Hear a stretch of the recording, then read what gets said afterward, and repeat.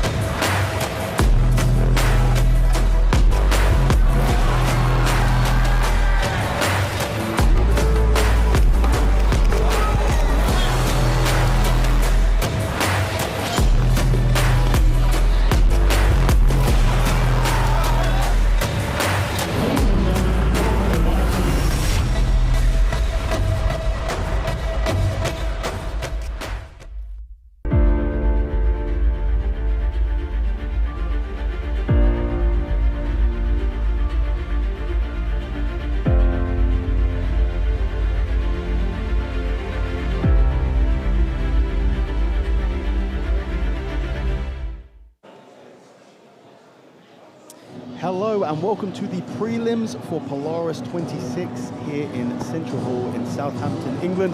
My name is Daniel Strauss. I am joined as always by Tom Barlow, and for the first time ever, Braulio Estima. Braulio, how's it feel to be here? Oh man, it feels so good. I've always been following Polaris for a while, and then I was really looking forward to come here and share this table here with you guys and pass it on the information. It is an absolute pleasure to have you here, Braulio. We have 9 exciting preliminary matches coming up for free on YouTube for your viewing pleasure. Let's have a quick look at our card. We are going to be opening the prelims tonight with Archer COLACO taking on FRANCK TAKOUDJOU. We're then moving on to Jack Hazard taking on Abraham DANNAN. Next is Matthew Fitz-James taking on Justin Moore. Then we have our first gi match of the evening where Mike Parry will be taking on Sam Crook. Then it's over to the ladies where Kerry Isom will be taking on Jade Barker. And then it's a veteran of the Polaris stage, Dominic Dillon, taking on Claudio BRUDNY. Phung taking on former UFC fighter Phil Harris. And then a huge up-and-coming star, we have Nia Blackman taking on PAMELA NICOLE. And then the headline tonight of our preliminary card is going to be Nathan Johnstone taking on Luiz FINOCCHIO.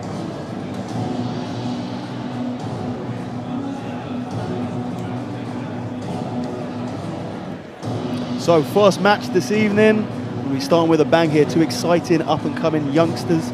We have Archer COLACO, just 20 years old, GB top team, and taking on FRANCK TAKOUDJOU, 18 years old, out of Cameroon, and Fightworks Academy checkmate.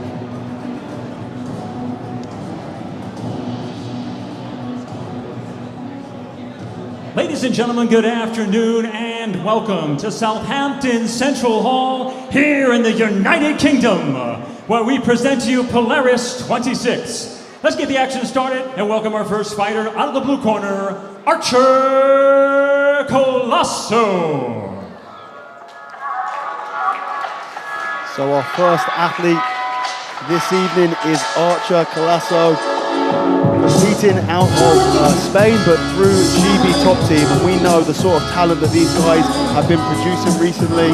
It's great to see a lot of these MMA guys through GB Top Team competing on the grappling stage as well. We have a great relationship with those guys, with Brad Pickett, with I believe we have Ashley Grimshaw as one of our judges here tonight. So they're always producing some great talent.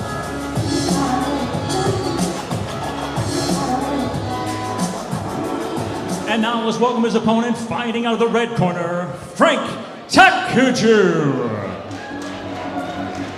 Now this is a massive moment for Frank, and it's an incredible story this kid has been through. For those who don't know who Frank TAKOUDJOU is, he was born in a small village in Cameroon called Baiti. Sam Crook, who you're going to see later on tonight, went out there to work at the Francis Ngannou Foundation. That's where he started training Frank, amongst many other kids, jiu-jitsu. He legally adopted Frank and has brought him back to the UK. Since getting back, he's been on an absolute tear, doing loads and loads of competitions. Fantastic to see him on this Polaris card.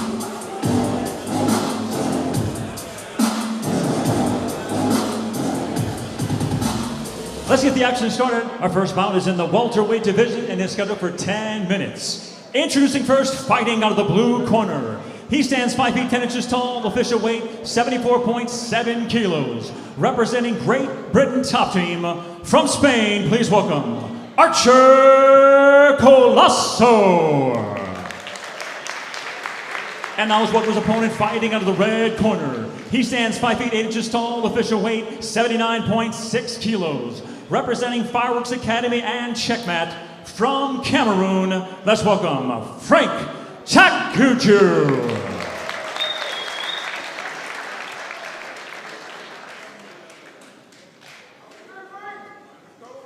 Guys, do not blink. This is going to be a super, super high-paced, action-packed match, I believe. Yeah, as you mentioned, Frank's been on an absolute tear recently, competing every weekend, regularly winning. Oh, it's been insane. I believe it's 18 gold medals in maybe 6 weeks that he's been in the UK. Yeah. He is every single weekend. Straight onto the back here. Beautiful seatbelt. It's a very good way to control to try to secure here the escape, but not successful. Yeah, He doesn't stop, does he? No, absolutely not. I mean, they are 18 and 20 years old, so when I was 20 years old, I didn't stop either. That starts to go down pretty quick. I think Sam mentioned that he had had 60 matches in the last 4 months. Wild, isn't it? It's That's genuine. I think absolutely every crazy. weekend, weight and absolute, Yeah. gi and no gi, just all over the place. And sometimes it's a tournament Saturday and Sunday. Yeah. I mean, just incredibly active. You know, Frank's been given this opportunity coming to the UK with Sam, and he is really grabbing onto that opportunity with both hands here. And we can see him bringing the action to Archer. And you may have seen Archer, although you may not know it. He was there was like a viral video, the Contenders, where Archer actually had the back of a much bigger opponent, and the opponent was slamming him backwards. You remember that? Did you see that video? I did, yes, yeah. And that is Archer, and of course he got the victory there. And I believe that was the last time he was out competing at that Polaris Contenders event. Yeah, I mean, it looks like there's quite a large size difference. There's only about 4 or 5 kilos in it. Yeah, Archer is very comfortable. Giving the back reminds a lot of Tellis back in the day. Yeah, he doesn't seem to be too concerned about showing Frank his back, does he? No, and then Frank respect that after the second attempt. I mean, a couple of times it looked like possibly Archer was looking to give the back to attacker Kimura. Yeah. Yeah. When it's too good to be true, usually is. A lot of the time it is. We've got another Berserk tattoo. That's 2 Polarises in a row. We've seen that on the chest of on the chest of Colasso. You still have no idea what I have it is. absolutely no idea. Yeah. I'm You've got to just read it, mate. nodding and smiling. You've got to read it. Or watch it. It's like I was looking to the hair part. Yeah. I saw the tattoo now.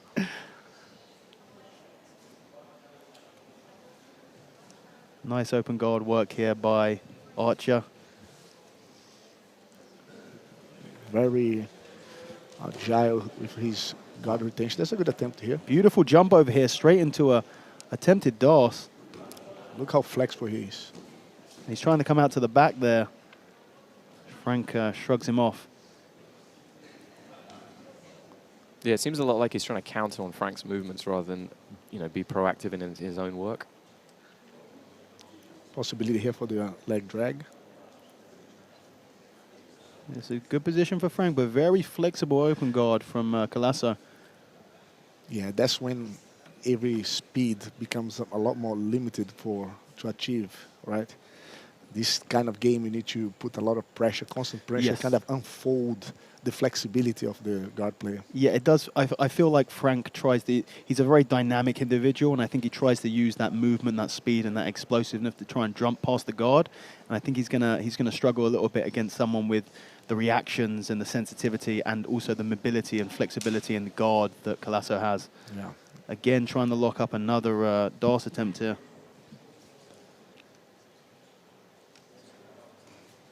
He's using this to turn his opponent over. We might see a back take here if he's unable to get the hands locked in. There is some exposure to the back, but FRANK really aggressively trying to shrug him onto the side. The hand that's very smart to avoid the completion of the movement to the back. See his right hand? Yep. Every time that FRANK tried to go to the back, he always lifting up the arm. Or Yeah, nice little stand up. transition though to counter it. Saw him feed that hand over the top and circle around. Another back take attempt here, and he is behind him, and he might use this position to try and secure the guard pass. Head and arm choke, possibly.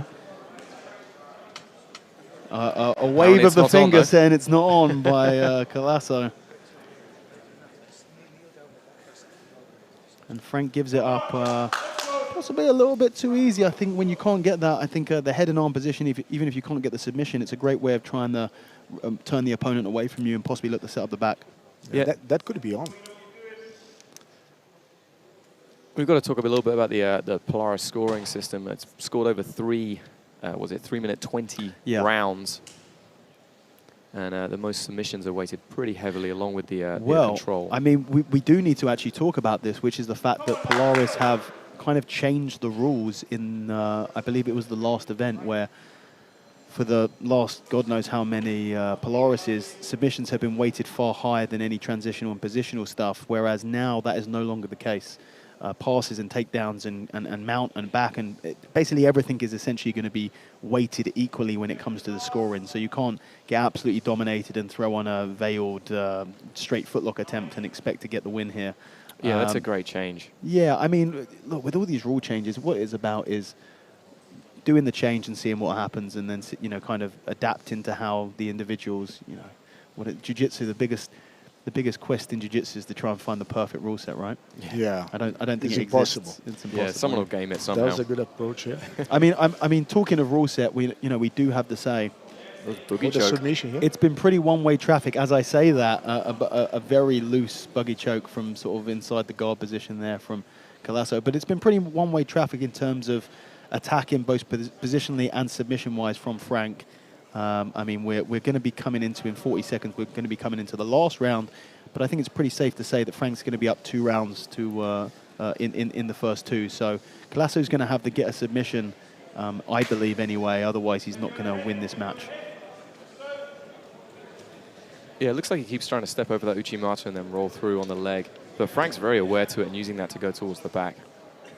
Might be the first time we're going to see COLACO in a top position here, and he is attacking the legs.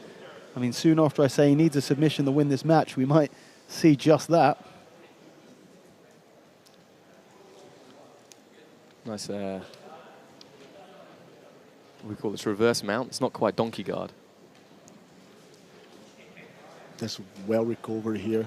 Yeah, almost a sniff on the back there from FRANK.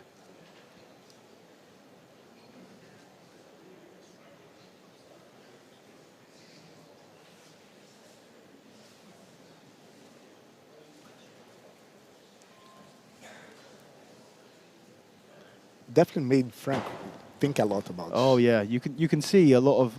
I mean, I feel like just by watching COLACO, it looks like he has one of those games which is unpredictable. Very you never dangerous. know when he's going to throw up a submission from somewhere, and I think FRANK got a read on that pretty early, and he has been possibly a little bit more cautious of staying too long on a position or going too deep into a position he's not 100% comfortable with. But FRANK really has controlled the majority of this match, I feel.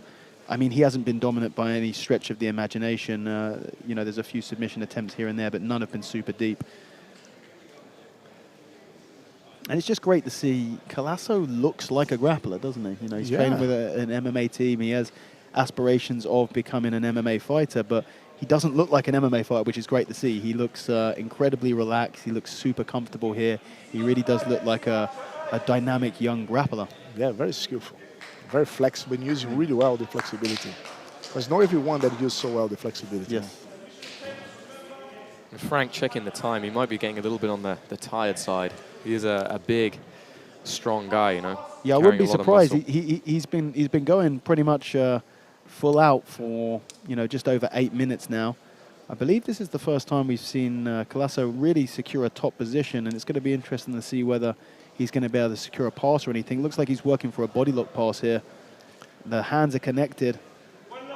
Very interesting that setup that he uses, giving the backhand up on with the sweep, bringing the both legs with the dangers of the knee bar. Yeah. It's pretty interesting. We might see COLACO get this. FRANCK able to recover a full guard.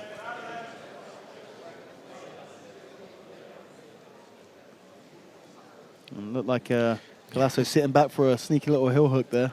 Definitely the last round, you know. Much closer. Yeah, he actually achieved a lot more in terms of after searching. You know, he managed to achieve 2 sweeps. Yeah. Right? Oh, beautiful. That was a very good sweep. Diving on the Das again, it looks like.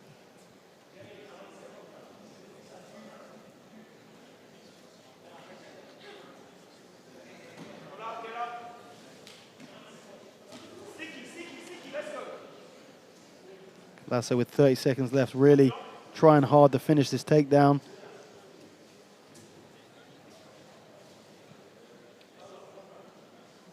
You got 30 seconds, Archer. 15 seconds to go. Yeah, FRANCK just seems to be kind of holding on to that lead that he thinks he has. I think so. You know, defending the shots. COLACO is working hard this last round, for sure. You almost wish a little bit that maybe if he started a couple of minutes earlier, maybe he could have got something going there. But you know, great performance from both these guys, both making their Polaris debut. We have to see what the judges have decided here.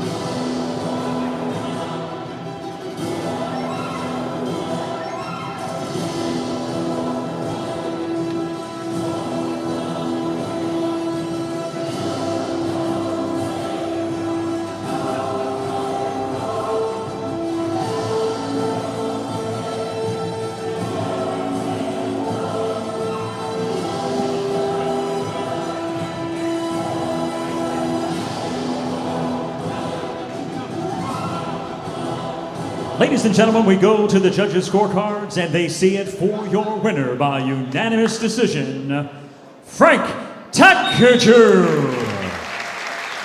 As expected there, FRANCK taking the win via decision. The work that he did in the first couple of rounds definitely secured it. The third round was a little bit more even, but FRANCK never really looking in trouble at all. A great performance. I'm really looking forward to seeing FRANCK on Polaris more and just generally following his career. I mean, if you don't know FRANK's story, then you really need to look into it, because it really is. And Sam, who we're going to see later on tonight, I'm going to talk more about this. You can see Sam Crook in FRANK's corner there celebrating with him. It really is an unbelievable story, and I look forward to continuing to watch FRANCK and Sam's journey.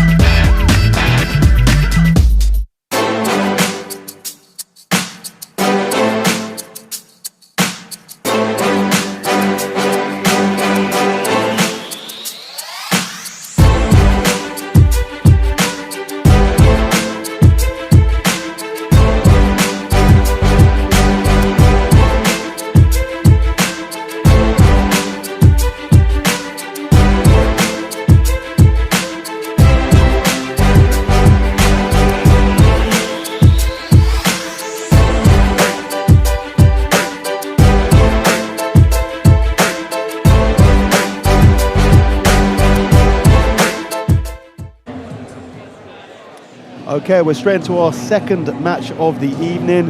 Again, two youngsters, both 21 years old. Out of Carlson Gracie Hull, we have Jack Hazzard. And out of ASW Manchester, we have Abraham Dannan.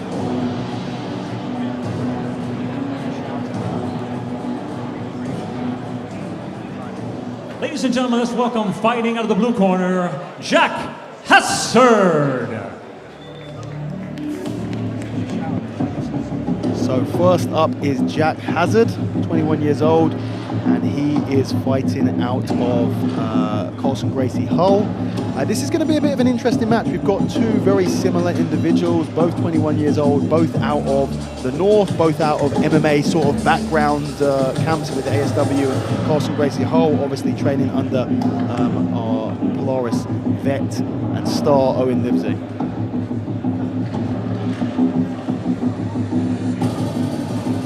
And now let's welcome his opponent fighting out of the red corner, Abraham Dannan.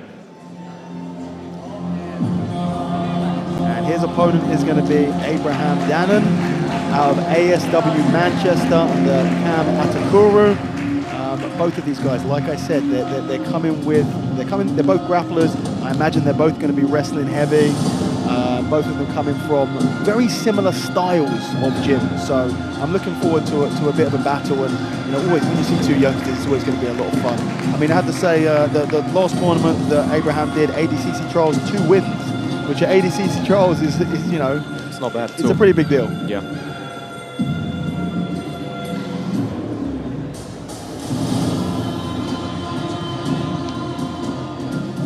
Let's get the action started. Our next bout is in the welterweight division and is scheduled for 10 minutes. Introducing first, fighting out of the blue corner. He stands 5 feet 8 inches tall, official weight 76.5 kilos. Representing Carlson Gracie Hull from the United Kingdom, please welcome Jack HASSARD. And now let's welcome his opponent, fighting out of the red corner. He stands 5 feet 8 inches tall, official weight 75.6 kilos. Representing ASA Manchester from Palestine, let's welcome Abraham Dannan.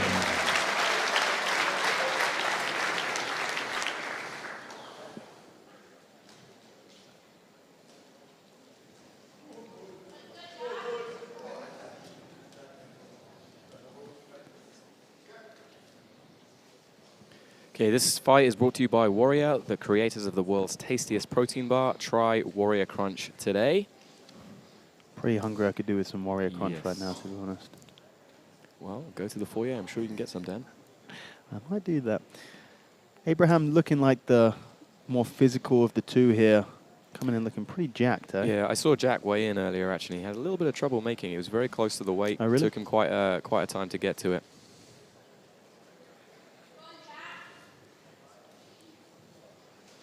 Yeah, I can't imagine either of these guys pulling guard. I have a feeling that Owen and Cam, respectively, would immediately banish any athlete of theirs who would pull guard on their first opportunity on Polaris. A beautiful takedown there by Jack. Nice passing position from Jack as well. Trying to use Already that applying high here step. the heel hook. Well defended here by Yeah, Abraham underneath goes for a heel hook, and Jack spins around and finds himself in a pretty good position here. He's got to be careful of the right leg and also freeing that left leg from that position here. And like I said, on that right leg, he had to be careful. And Abraham's picked that up. And I thought initially he might go for an X guard, but he is looking to try and attack this leg. It's Jack throwing his own leg over, it looked like. heel hook.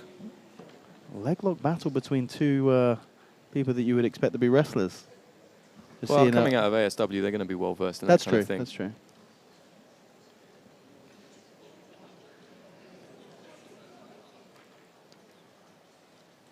Yeah, that heel up there is a good opportunity for Abraham.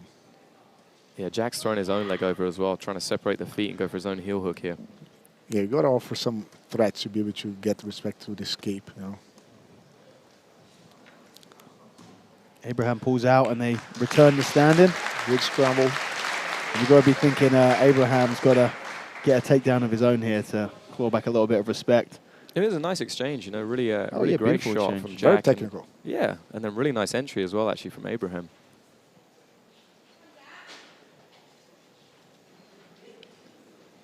There, beautiful attempt of a duck under. Fast to react, does HASSARD.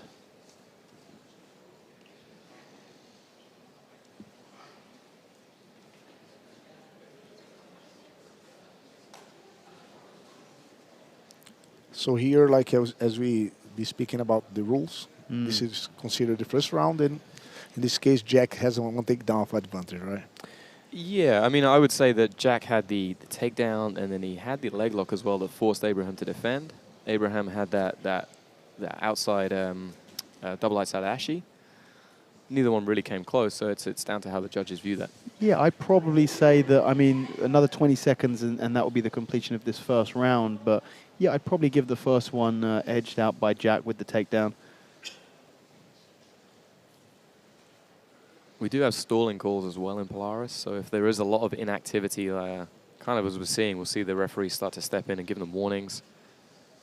Do you know what? We have a lot of matches, or we have occasional matches where these guys stand in these wrestling positions and they just grip fight and move about and none of them engage. You can tell with both of these young men that they are looking for openings and they are going to be attacking stuff. It's a very different feeling than when you just have two guys who are a little bit too cautious to do anything. And another beautiful takedown from Jack, and nice. Straight into a shoulder crunch position here. It looks like the shoulder's a little bit far away to get any torque on this. Yeah, Jack's already pretty well defended that. Very nice little inside trip.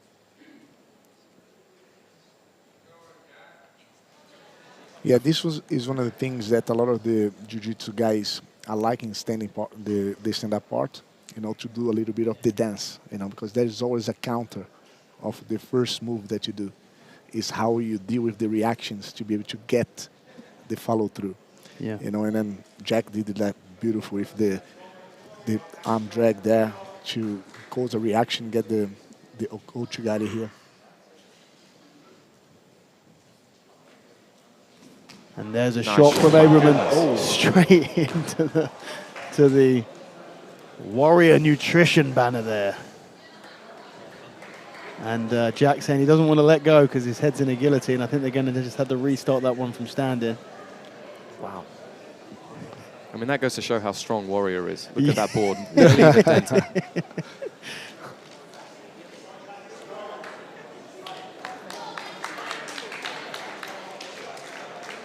Maybe a little bit of frustration there from Abraham. Yeah, maybe a bit of frustration because, I mean, it was the best entry on a takedown that he had got, and it was just a shame that he was a little bit, well, ran straight off on the mat. Flying armbar attempt there. Oh, that's beautiful. That looked good as well, didn't it? That was beautiful. I mean, Jack reacts very quickly and is able to negate it, but sometimes when people go for flying armbars, they don't look quite that good. Trust me, I've tried. And usually head first, right? I've done a few in competition, and they did not look very good. We've all been there, Dan. Yeah. Don't worry. When I was 21, I did some. They look good. Maybe that's the difference. But yeah, it really does look like Abraham is up in the intensity here a little bit. Maybe, perhaps knowing that he might be down on the scorecards. I think he is currently in this second round as well. So there's still more to play for in this second round. So some action here could be pretty big, pretty significant to the scoring. Some very heavy collar ties. Jack's very powerful on these arm drags. Yeah, Jack's looking so comfortable in the stand-up here. It's exactly what you'd expect. His footwork is really nice as well. The way that he's moving Abraham around and getting him to start following and leading him forward is really good.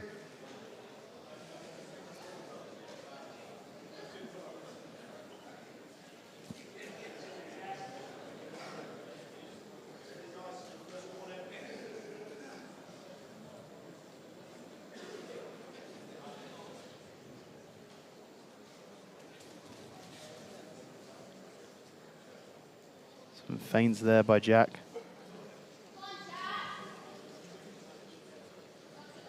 We're just about to move into our third and final round. Now. So, you know, we've got to be thinking, do we score the flying armbar attempt is significant? I feel like he probably wasn't in on the submission for long enough to really consider it so, even though it was a nice aggressive attempt. So, I don't know what we're feeling, just edged out by Jack with the takedown. Beautiful trip. I think he's done this at the start of every of the rounds. He's like timed it very, very well. And I do wonder whether that is on purpose with the timing, because if it is, that would give a level of maturity and grappling IQ that would just be quite impressive there, scoring at the beginning of every round. Nice recovery as well from Abraham to catch that Abraham leg. is really good on these legs entries. But well defended here by Jack. Jack separating out the legs. Keeping some threats. Yeah. It's a good position. Yeah, he's trying to bump over that heel. Abraham's doing a great job of keeping it hidden well. It looks like Abraham's going to attack a heel hook of his own. He does that and he forces Jack to react. They both defend really well by hiding the heels under the ribs. It's pretty smart. Nice, Jack switching it up. Has the bite on the heel a little bit. That's on. Nice, the straight footlock counter by Abraham. It does elicit a reaction from Jack. Nice job. Interesting that Abraham keeps standing up. He seems to have more success when he's on the ground, entering into the leg positions, than he is stood up. Well, that heel hook was on, though. Yeah, well, that's true. Both of them had success. But, I mean, Abraham hasn't had any success in the standing. He's not been able to get a takedown, yeah.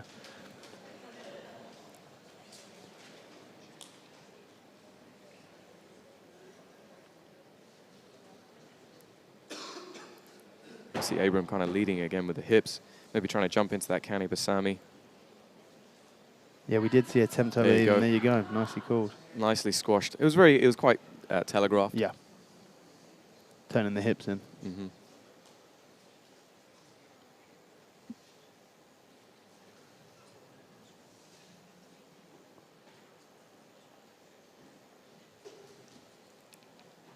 Yeah, Abraham had to open up everything now and go for submission all in. But Jack put a lot of pressure there. That's very difficult. Yeah, it's not too hard to defend against submissions when you know it's the only thing that you have to do. Yeah. I know you're a fan of this wrist grab as well, Braulio, right? As a way to control people. Yeah, it stops the outcome of the sequence, right? The person gets stuck to carry on doing the attack. It's one thing that is very important for you to limit the opponent to develop, you know, because when you fight against what the person or the opponent is good, it's going to be a tougher fight. But if the opponent doesn't develop, you start fight a little easier technically. Jack's done a good job of getting past this guard now as well. Looks like he's trying to set up that Kimura grip. Yep. And might using it to go to the back. Very nice. And maybe attack an armbar from here with 10 seconds left. It's into the body triangle. He's on. Yeah. He's not underneath the neck there. And a great finish. Yeah, awesome fight. Jack HASSARD. And just a very, very polished performance. I mean, we have to assume that Jack is going to pick up the decision there. And someone that I hadn't heard of before, and a really great performance. They're very technical from both guys, in all honesty. I mean, 3 almost identical takedowns here. Yeah, the first one was slightly different. Slightly different, yeah. But then the other 2 were this TAKOUDJOU that he used very well. And again, I think it was the start of every single round. Just timing it beautiful. There's that armbar. It was a really, really slick armbar, flying armbar attempt there.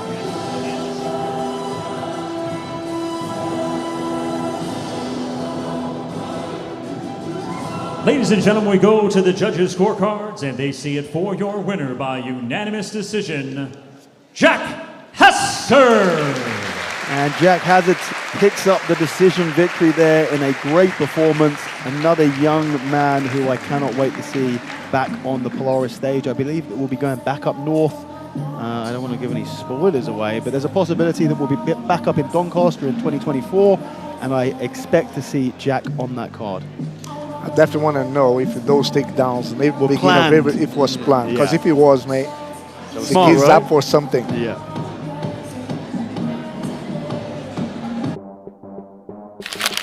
So I decided to start training jiu-jitsu when I was really young. I was watching the UFC one day on a pay-per-view, and I got inspired by the combat sports since then.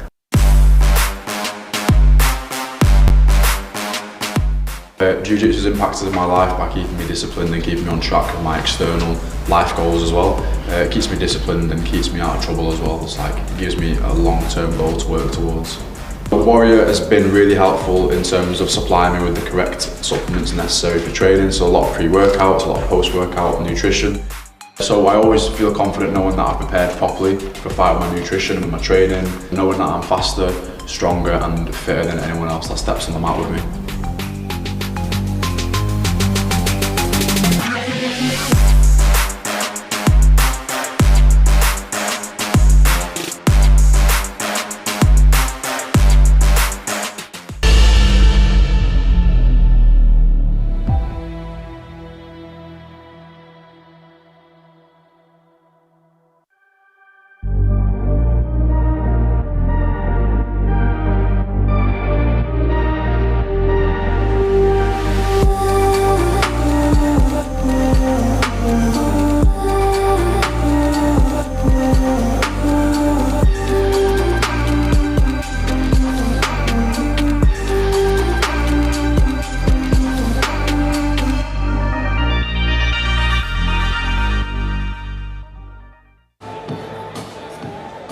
Welcome back, everyone. We are now moving on to our third match of the evening, and we're going to the big boys under 90 kilo division. We have the 28-year-old Matthew Fitz-James taking on the 39-year-old Justin the Gorilla Moore.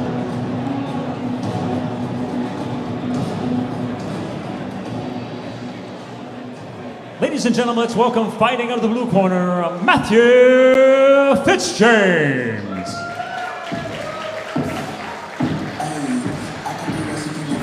Matthew Fitz-James making his Polaris debut this evening. A brown belt in Brazilian Jiu-Jitsu.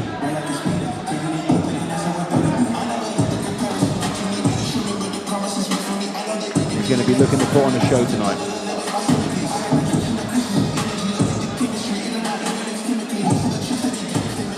And now let's welcome his opponent fighting out of the red corner, Justin Moore.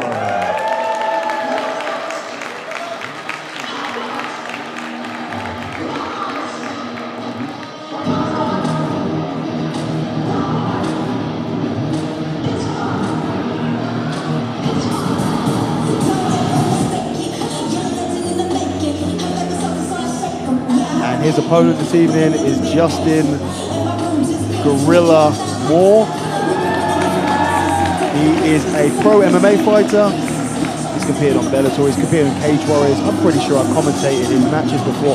He has also been on Polaris previously. His last Polaris match he did unfortunately lose via heel hook, so he's coming back to prove a point here tonight in front of a relatively local crowd. He trains at Isom and he is around this way.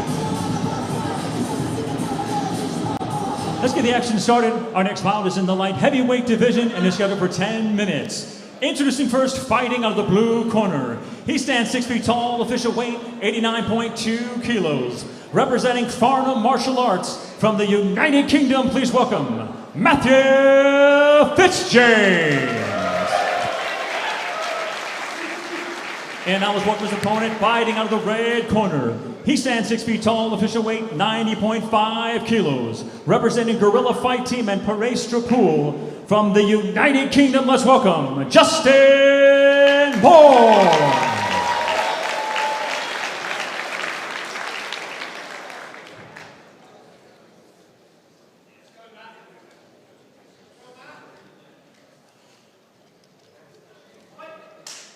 This match is brought to you by Scramble, Jiu-Jitsu clothing and equipment since 2009. Check out their brand new Shinobi compression range, just released this week.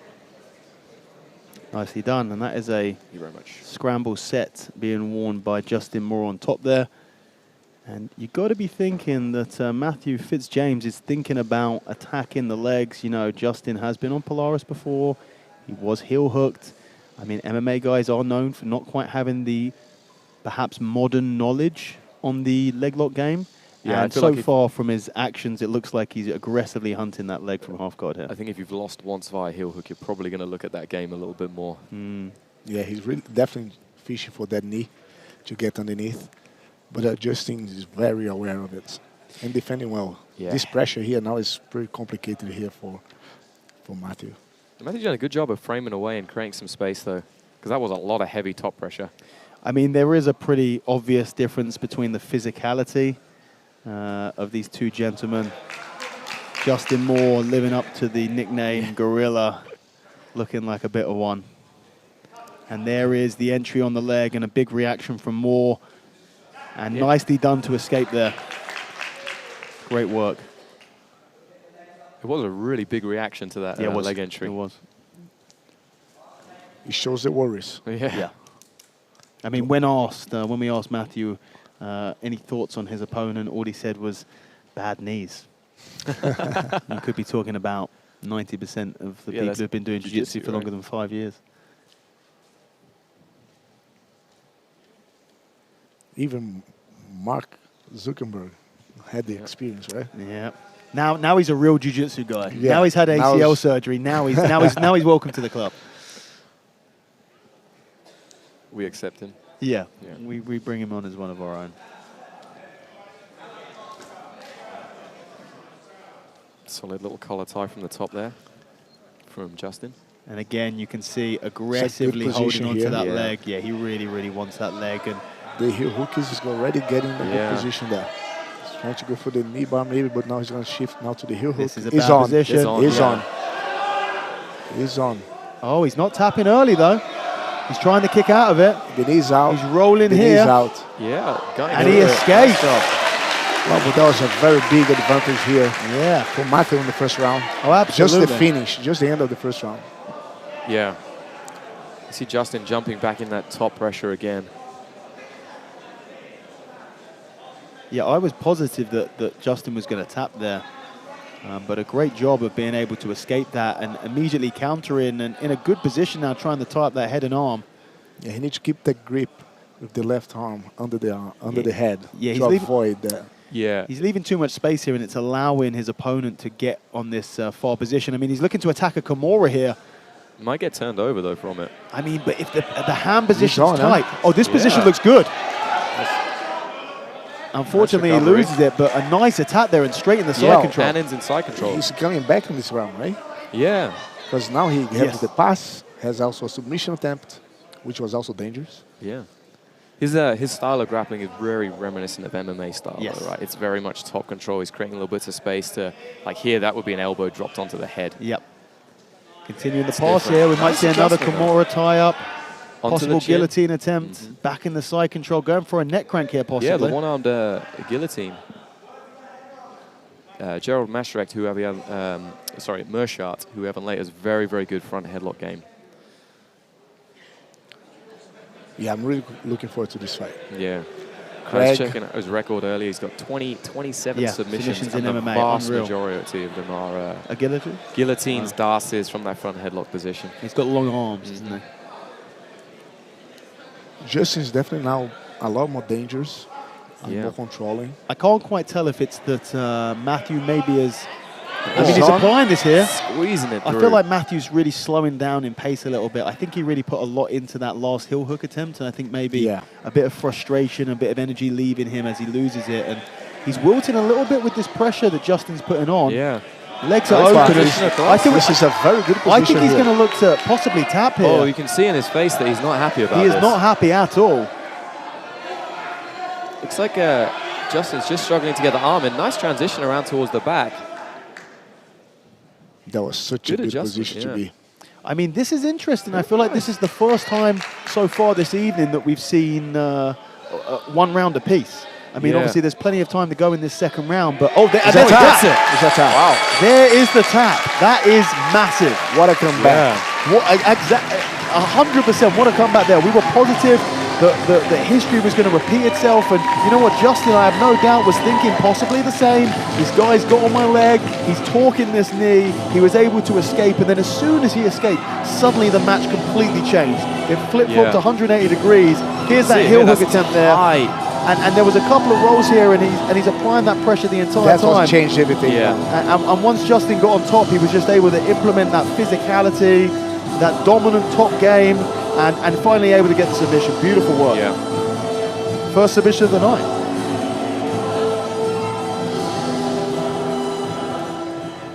Ladies and gentlemen, your winner by tap out due to an arm triangle, Justin Moore.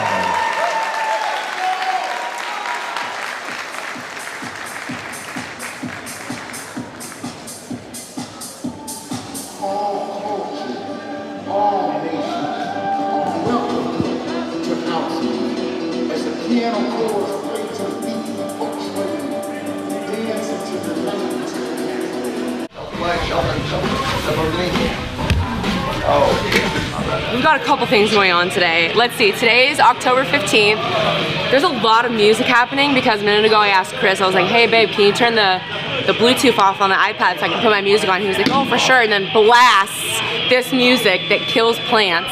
We're gonna change that though because I have my own nice, fun music that's happening. My weight here. I'm usually trying to. So we're at Six Blades La Quinta. So I kind of train between my schools, which are my Gracie Boss schools in Riverside, Corona, Redlands, and Newport Beach. So we've got 4. And then I also train here at Six Blades La Quinta with Chris Hargetch. So if you ever see any awards in this video, none of them belong to me. We'll do a little bit of everything. It's kind of close to the tournament, so we'll kind of keep it fun and do some longer rounds, maybe work some standing top-bottom positions, but mostly have fun. Today's a fun day. Today my goal is just to beat everybody up, you know? Some days we come in and we're like, all right, what do we need to work on? We're gonna do these little adjustments, and then I leave just mostly frustrated and annoyed because I'm like, man, I'm really tired of having to actually get better. And then some days we come in and I just get to fuck with people. And that's really all I ever want to do. Wait, what are you doing? I'm just going through the 3 thing that we did with Steve. Try to look for the back. For this title defense, I'm fighting Leticia Cardozo, and I've never fought Leticia before. We both, I feel, have been in like similar titles. She's a no-gi world champion, I'm a no-gi world champion, but I was kind of rising into some of those titles and then moved away from some of those titles as I got hurt or had different things that I was prioritizing, like ADCC, and then she kind of took over some of them. So it's a little bit of an interesting storyline where it's like I was winning these things and then left them, and then she came in and won them, and then now we are going to be meeting for the first time. So we've never been in the same bracket, we've never been in the same tournament together or in the same like super fight arena like this, so I'm super stoked. It was a really interesting experience because even when I was at Polaris, which most people don't really know, but when I was at Polaris last time, which was in March of 2022, I had really developed a big back injury. So I had a fracture in my L3, and then from L3 to S1, everything was severely herniated. It was really, really extreme. So literally on the way to Polaris, like on the plane, I didn't know if I was gonna fight. For me to pull out of something, I'd never pulled out of a fight before. So I got to Polaris, had this fight. I feel like I was broken the entire time, but I got through it. And then we got home, and then I had about a week and a half, maybe 10 days until the trials, so West Coast trials in 2022 in April. So I get to trials, and the long story short of that is that I ended up pulling out on the second day. And I'd never pulled out of an event before, but I couldn't walk. I got out of bed the second morning of ADCC thinking I was about to go into day 2, and I fell out of, I got up to stand up out of bed and I just fell down. I was frozen, and I felt paralyzed. So it was horrible. And then basically the entire summer of last year in 2022 was me trying to get my body healthy enough to allow myself to train so that I could compete well at ADCC in September of last year, 2022. So all summer it was back and forth, as far as like on the mats, off the mats, on the mats, off the mats. And realistically, I probably trained for like a total of almost like 2.5 good weeks of training. Even then, it wasn't long rounds, it wasn't a lot of wrestling, but it was like enough of intense training to get me that feeling like I was ready to go. Was able to make it to the semifinals, go into the second day feeling amazing, and then in the semifinals, went out on a stretcher. I tore my MPFL and dislocated my patella on my left knee in a scramble on the edge of the mat. The main thing I remember about that day is I'm sitting on the stretcher about to leave and get loaded onto with the paramedics. And that was the moment that Amy Campo was beating Gabby Garcia. And the crowd was so electric. It was crazy. And I'm sitting there like, this was my dream. And it's gone. It's gone. And I had beat Amy Campo at the ADCC trials, and so I was just like, it felt so close. Everything felt so close. I think especially because the big injury and doing the whole fighting back and having my own little hero's journey with that, like making it back in and getting it done, and then again being cut down, right? It was like, fuck, man, I really thought that I did enough to make this happen, and it just didn't happen. Now, when we started this fight camp for Polaris, I remember talking to my coaches, and I'm like, I'm not even gonna call this a camp. This is not a camp, this is an experiment. let's see if I even fucking like this anymore, you know? Like, there's something really freeing about that. Like, I don't need the paycheck, I don't need the relevance, I don't need the importance. I'm doing this purely because I love it. And if I start this and it's not, and I don't love it and it's not fun, I'm calling Polaris and I'm telling him it's over. I'm only gonna do this as exciting, and I don't want to get emotionally attached to it until I know how I feel. And then we did this 2-week experiment to see if I liked being in a camp again. And dude, I was in so much love. I was like, fuck, I forgot how much I love this. This is so fun. Like, I was made for this. I was made for the striving, made for the fun, made for the you know, the tough parts, the days that you cry, the days that you don't want to do it, and then doing it anyway, and then feeling so proud of yourself, you know? So anyway, coming into this event, it's been over a year since I've been on the mats. It'll be November 4th when we're fighting. And what I'm bringing to the table this time that I've never brought before is a new level of freedom, a new level of love. And there's something that changed in me when I had to continue to pull the fire back out when I didn't really know if it was there or not, because it felt like it kept getting like dirt thrown on it to put the fire, and like I had to keep bringing it back out. Whereas before, for my entire life, the fire was just always there, like I've always had it. But with this getting put out and then me having to restart it over and over, it's like the amount of proof I have with myself that this is exactly where I want to be. I'm so free when I get to go do my work. Like, of course, I, you know, care if I win as far as like I want to have that outcome, but being process and love based rather than outcome based is when I do my best work. So I think that's what we're going to see in November. Good job.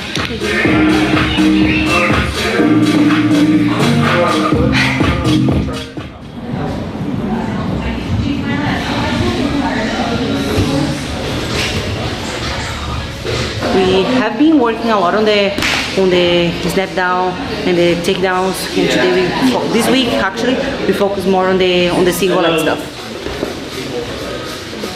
I'm really excited, to be honest, especially because it's a big challenge for me, and I think my life works better when I have a challenge coming up, and that's the case right now. My first time, and I get so happy when they call me. I remember it was 7 a.m. in the morning here, and then I check my phone when I wake up, and there was the message. So since then I have been waiting, and it's coming finally. So fighting against Kendall is gonna be great for me because she's bigger and taller. So I think it's gonna be great, I hope, because I think I can use my speed and my strength too. So we never fought before, so I think it's gonna be great, especially because it's gonna be in Polaris tournament, just one fight happening there. So I hope it's gonna be amazing. So for no gi, my game is a little bit more aggressive than gi. I think gi is still holding too much than going for submission, and no gi I like to go, you know. So two things I think I need to keep in my mind. I always keep in my mind on no gi. I have to be happy to fight, and then I need to get a good cardio to have a good cardio, because when I start the fight, I'm always training happy, no gi, because for me it's for fun. You know, it's less pressure than gi, so I think that's a great point for me. I don't have too much pressure fighting no gi, so I just go. So I have been coming to Del Mar Jiu-Jitsu for two, 3 years. I'm always here training and teaching, and I split my day being Alliance in the morning and Del Mar Jiu-Jitsu since 4, so half day in Alliance and half day here in Del Mar Jiu-Jitsu, and have been helping a lot because I love to train with the guys here. They felt like so welcome with me, you know, and always a great class, a great training. And I start to teach for the no-gi class, not too long, but it's been very good.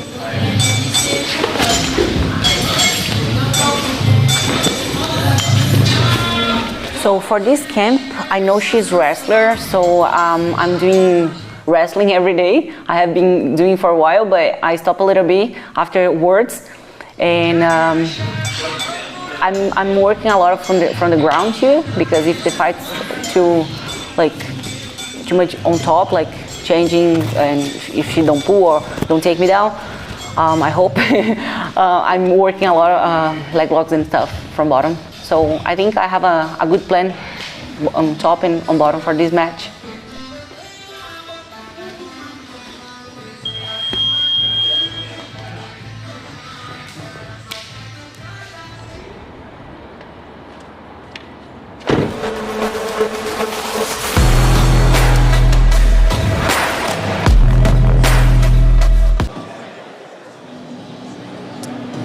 We are back in with our fourth match this evening. It's going to be our first match in the gi. And we have Mongolian-based UK grappler Mike Parry, 33 years old, taking on the 35-year-old Fightworks Academy Sam Crook.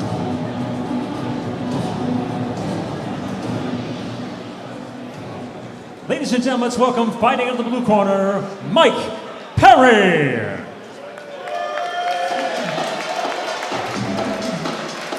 This is going to be Mike's debut on Polaris. He has been in the game for a long time. A black belt, he's been training 15 years. And he has had some success in competition. He's been competing all over the place.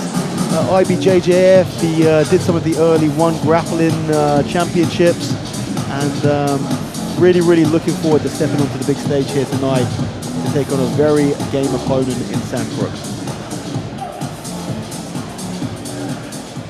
And now let's welcome his opponent, fighting out of the red corner, Sam Crook.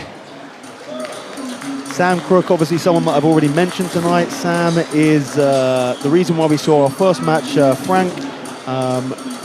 Sam is the reason that we have FRANCK in the UK and had him on Polaris tonight.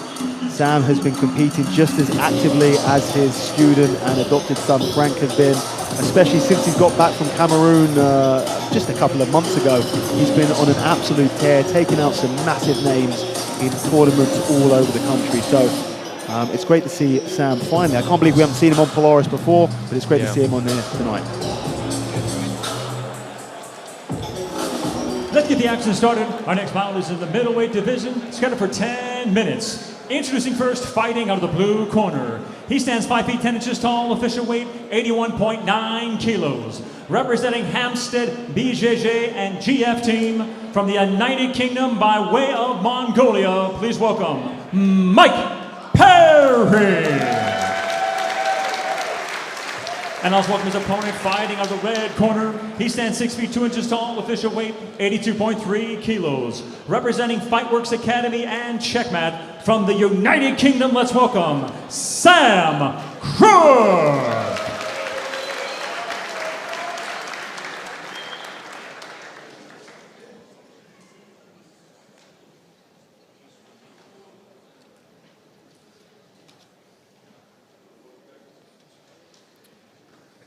This match is sponsored by the UK BJJA. The UK BJJA are the national governing body of UK BJJ, driving progress and opportunities in all areas of UK Jiu-Jitsu. So I was talking to Sam earlier, and he was a little bit worried about Braulio commentating on him because he plays a similar game. Yeah, yeah, I noticed that. The half spider or the tarantula guard. Yeah, that grip on the collar, that's very familiar. Yes. I remember there was a knee bar that happened from here, right, in like 2014? En otras cositas más.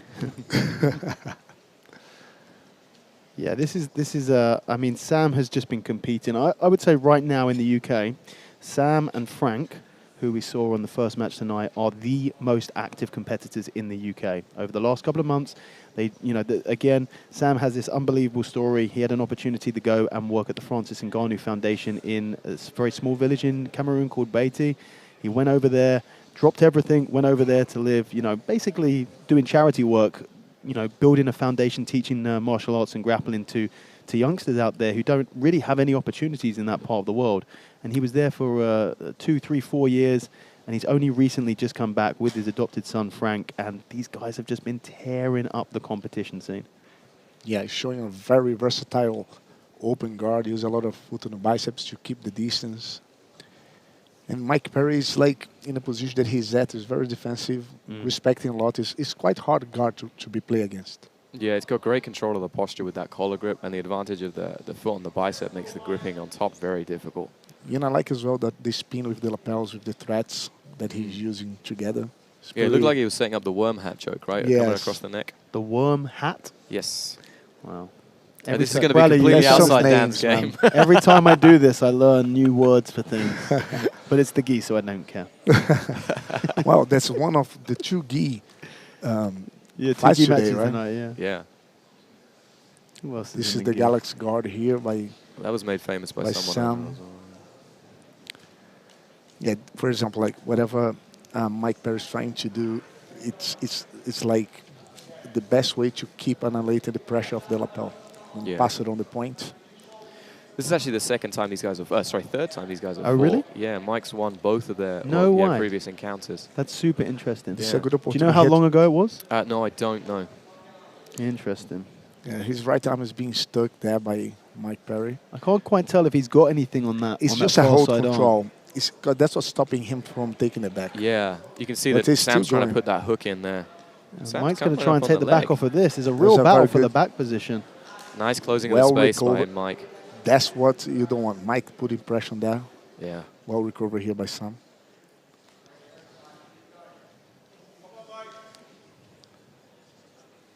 That's the thing I like to say. Like, for you to be good in jiu-jitsu, you need to understand yourself within and accept your flaws and attributes. You know, and then Sam is using really well the length of his legs, which is not easy to do. I mean, we are just this very second now coming out of our first round. And, I mean, it's a very, very close first round. How would you guys score this one?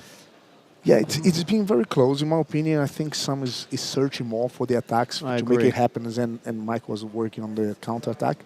And now being wrapped on this, the lapel guard here. Reverse Della Worm. Yeah, Tom, you are the geek one here. You can give me the names. For me, Bravo choke, arm triangles, dash chokes, for me it's the same thing. It happens the same to the opponent. Yeah. Listen, I'm here for the people. Yeah, if you've never experienced what a reverse Della Worm guard is, it's a horrendous position to try and work your way free from. Like your posture's all kinds of broken. It's not comfortable. Sam tries to take top position here, and Mike immediately gets back to the feet. There was a good timing here by Mike. He was just expecting for the stand-up so he can kind of counter-attack. He really, Mike has fantastic balance in these top positions inside of the guard here. You can just feel that sort of intuitive movement. His base seems very, very solid on top. There's a lot of pressure as well. Yeah, that's what I'm noticing. It looks like Sam's having to work very hard just to keep Mike off him. There's a good setup here by Sam with the reverse Della Worm. Right, Tom? No, this is Here actually... we go. Now it is. There's an attempt. It's ringworm. Ringworm. Yeah, now he's gone to reverse Della Worm. Is there actually a Very technique called contagious. ringworm? Yeah, that's actually called ringworm. This is more reverse Della Worm. But this is a great counter to it. You're controlling both legs and then kind of playing like a single leg X position to get back up on top. There's a sweep. This is considered the second round, right? First round. Yeah, Sam. second. yeah, No, right. second. Sam, Well defended here Yeah. by Mike. Mike getting underneath those Yeah, legs. This is keeping a the good pressure on position for here. anybody who's going to play lapel guards is going to this double under position. I would have loved to have seen Mike pressure that double unders a little bit more and try and force that pass, but he's still frustrating Sam from top position here. Yeah, Sam was very active in the beginning of the match. He And really this looks takes like energy. he's slowing the pace down. Yeah. There's so much you can do for 10 minutes, right? If you don't stop. Yeah. But this match is absolutely, in my eyes, like 100% the play for still at this point. I would say that first round I'd probably edge to Sam. The second round so far I'd probably edge to Mike. But super, super close. Yeah, there's still probably, what, 45 seconds left in this round. Yep.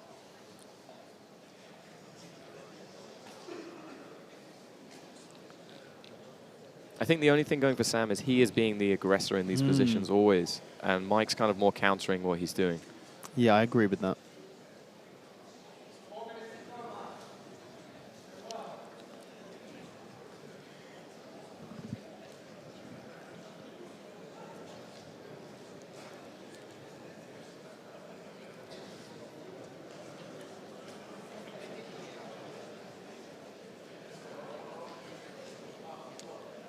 It's like Sam's trying to come up again off the bottom, feeding that lapel. This would be the Brazilian dental floss Braulio. This can't be That's real. a new. The Brazilian dental floss? Man. That's like the oldest school sweep in the world, like half guard and feeding What's the lapel through difference legs. between the Brazilian dental floss and the English one? Oh. I don't know. Tom Barlow doesn't know because he's making it up on the spot. Listen.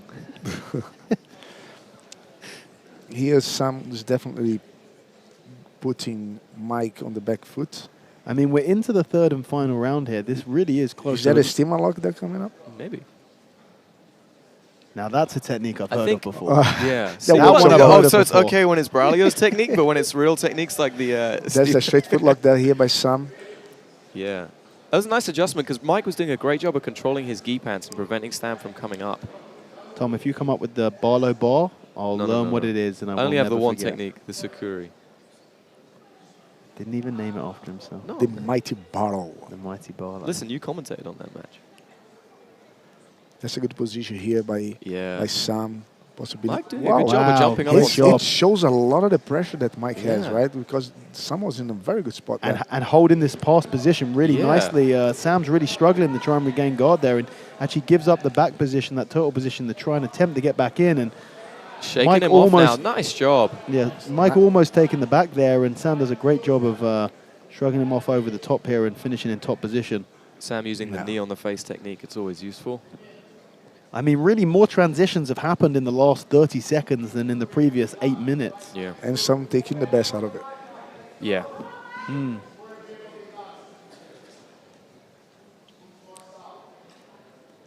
Sam doing a good job of controlling that bottom leg. That's a good approach here by Mike to stand up.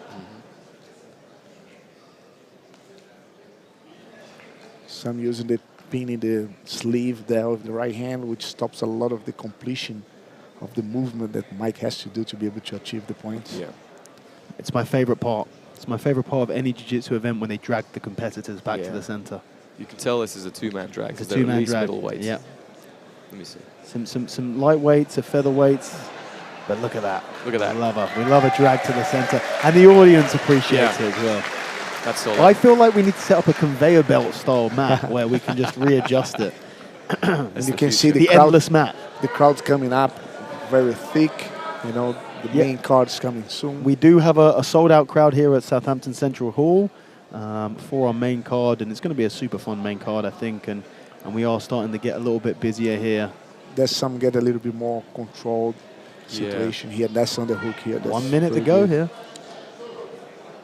And I think this, in combination with the aggression off the back from the first round, I think this could be winning this match for Sam. Yeah. It's still, I mean, you look at the match as a whole, incredibly tightly contested match.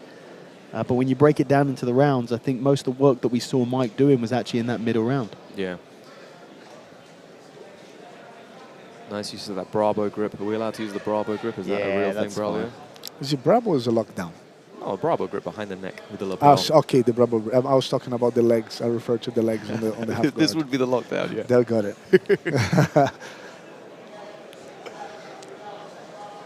Yeah, he needs to free that knee, but Mike is always catching the foot at the very end. It's very hard to do a katagatame when you have that leg controlled because you cannot get enough depth to be able to get to the neck.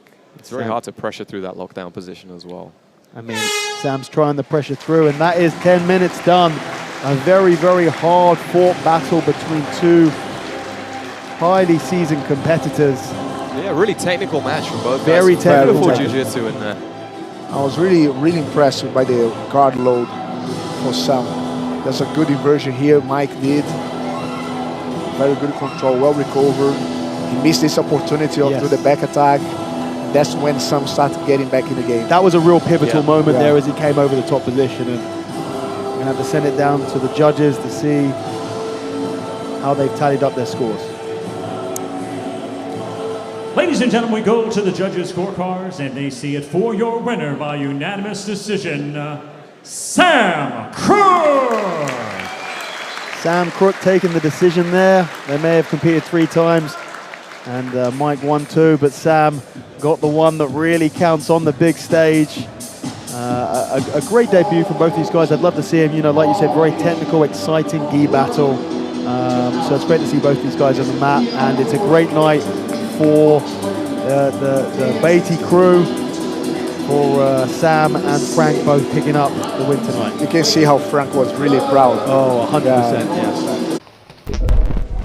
When you fight for a position and you've cleared that position, you shout the word reorg. And you all come together in all-round defence. No matter what's just happened, like good or bad, you move forward with a positive mindset. Reorg to me is about belonging and helping people that are in a bad place to get to a better place through shared hardship, you know, on the mats and off the mats. And that was it for me. That was like, that's it. Reorg. We're going to come together and we're going to move forward using jiu-jitsu to a better place. Passing on, I think, knowledge and experience to people that need it, and helping as many people as we can.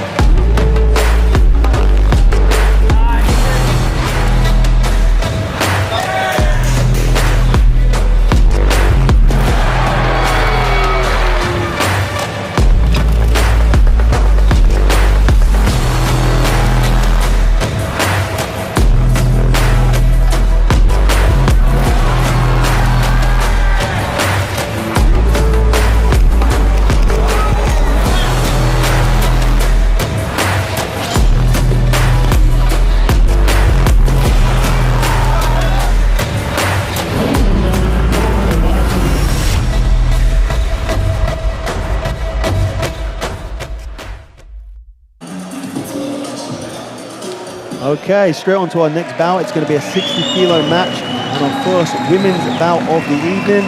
We have Phoenix MMA's Kerry Isom taking on Vitor Shaolin BJJ's Jade Barker.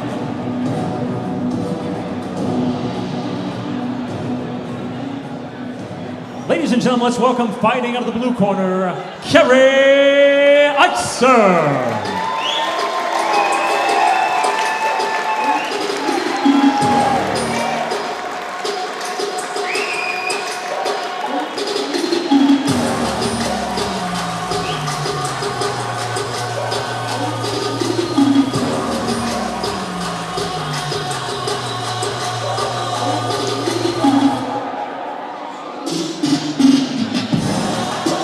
Kerry Isom, 34 years old, competing out of Bournemouth, and you can hear a lot of support in the crowd. Obviously a local from Phoenix MMA.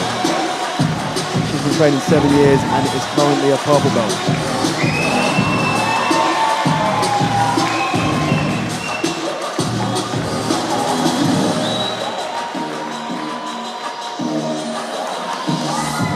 Let's welcome her opponent, fighting of the red corner, Jade Barker. And again, you can hear from the crowd another local in Jade Barker. She is based in Portsmouth. She has been training for 13 years and comes with another purple belt, coming with an MMA background. These two girls are very good friends. I think they went on holiday with each other recently and then heard that they were going to be competing against each other on Polaris, but it's great to see. That's the beauty of this sport. You guys can be best friends and you can still try and rip each other's arms, legs and necks off. It's usually a very hard fight because everyone knows each other. Yeah. Let's get the action started. Our next bout is in the bantamweight division, scheduled for 10 minutes. Introducing first, fighting out of the blue corner. She stands 5 feet 6 inches tall, official weight 59.5 kilos. Representing Phoenix MMA Bournemouth, from the United Kingdom, please welcome Kerry Isom. And now let's welcome her opponent, fighting out of the red corner. She stands 5 feet 2 inches tall, official weight 58.7 kilos. Representing Vitor Shaolin BJJ, from the United Kingdom, let's welcome Jade Barker.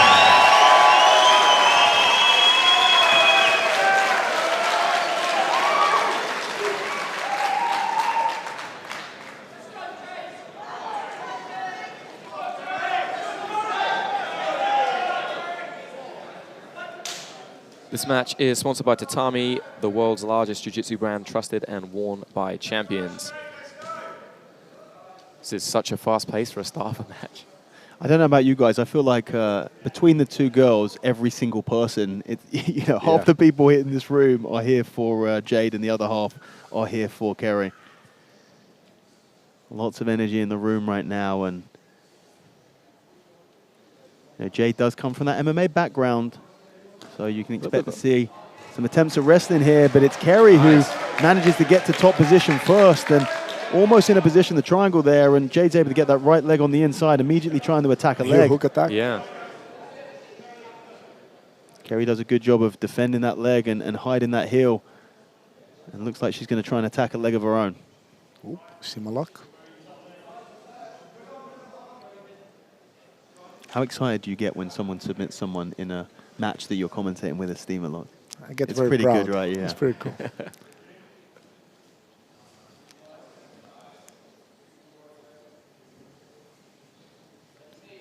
Jade relentlessly attacking the feet.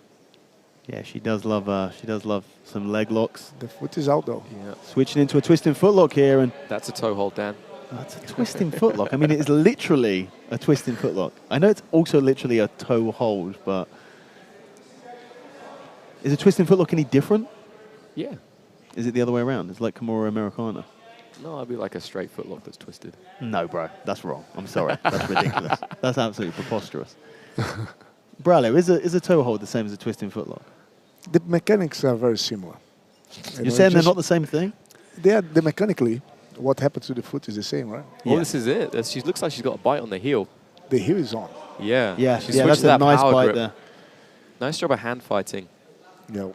Beautiful job by Jade to get that heel out of trouble. And they find themselves inside of the 50-50. He's on again. Nice. Again, hand Jade fighting from needs to Jade. hide. She needs to hide the heel and turn completely underneath of the ribs and turn to her right. Otherwise, the heel will always keep popping up. She's going for Back a on the toe toe hold hold. now, yeah? Nice, she could. Nice attacks from both ladies using a variety of leg locks. And usually, you know, the physical part of the lady, they are so flexible. Very rarely you see a heel hook or a toe hold being on. But this is on, mate. Yeah, she's doing a great job of exposing the heel. Yeah, Jade needs to be careful here. She is exposing the heel more than Kerry is in these leg entanglements. Yeah, because she's looking to get also a heel hook, so she also gives the opportunity for the opponent to try on her. Yeah. She needs to keep trying to roll into the right side to hide the heels underneath of the ribs. This opportunity is always going to give the heel. So every time she turns left, the heels pop up. And it's dangerous, because if you keep in wear and tearing. Yeah. Those ligaments are going to get weaker as they're twisted on more. I mean, I did see Jade compete relatively recently. She did Enyo Contenders out in Sardinia a few months back. It wasn't looking massively dissimilar to what's going on here, which is she found herself in a leg entanglement, going for leg locks, and then ended up getting heel hooked herself. So she's definitely not going to want to fall victim to the same sort of fate that she did not too long ago. Yeah, she's a little bit too loose on the legs. And Kerry just relentless on continuing to try and attack. And it looks like Jade might be able to finally clear that knee line and get the leg out. And Nice job. And there she is. Good use of the scramble to come back up on top, though. Yeah, she looked very, very happy, the play off of her back there. And you would have thought a little bit more aggression to take top position. Kerry looks to try and stack the legs, double underish position, and look to try and pass from here. It's a good position here for Isom. And it looks like Kerry's going to go back onto the legs here, straight into a knee bar position. Yeah. I mean, Jade's got hold of the toe hold, though. She doesn't have any control over the leg. I mean, if we're counting... she's got a better she could position switch into now. the knee bar as well. I mean, it's quite a deep and straight leg position here. Yeah. It's forcing Isom to escape. This is like a good point for Jade. Yeah. I mean, the problem is at this point, I mean, I haven't been keeping an eye on the time too much, but certainly in the first round, in terms of counting the number of deep submission attempts, Kerry was way up on properly deep heel hook positions, I think. I mean, Jade did have a couple of nice toe holds. That's correct. She did, but yeah, there was definitely a one-way kind of traffic from that 50-50 position. As we Yeah, see it seemed here the more time they spent in there, and then are they back into 50-50 again? They are again, yeah, came off the knee bar. The only difference that I see is that for the first time, Isom was forced to get out of bounds to be able to defend. That shows a lot of how tight that was. Yeah. You know, because the other times there was a little bit back and forward for both sides. So let's see what's going to be the differential for the eyes of the judges. Look at the flexibility. Just grab and twist. They'll be me tapping already. Yeah. My old ligaments would be dust.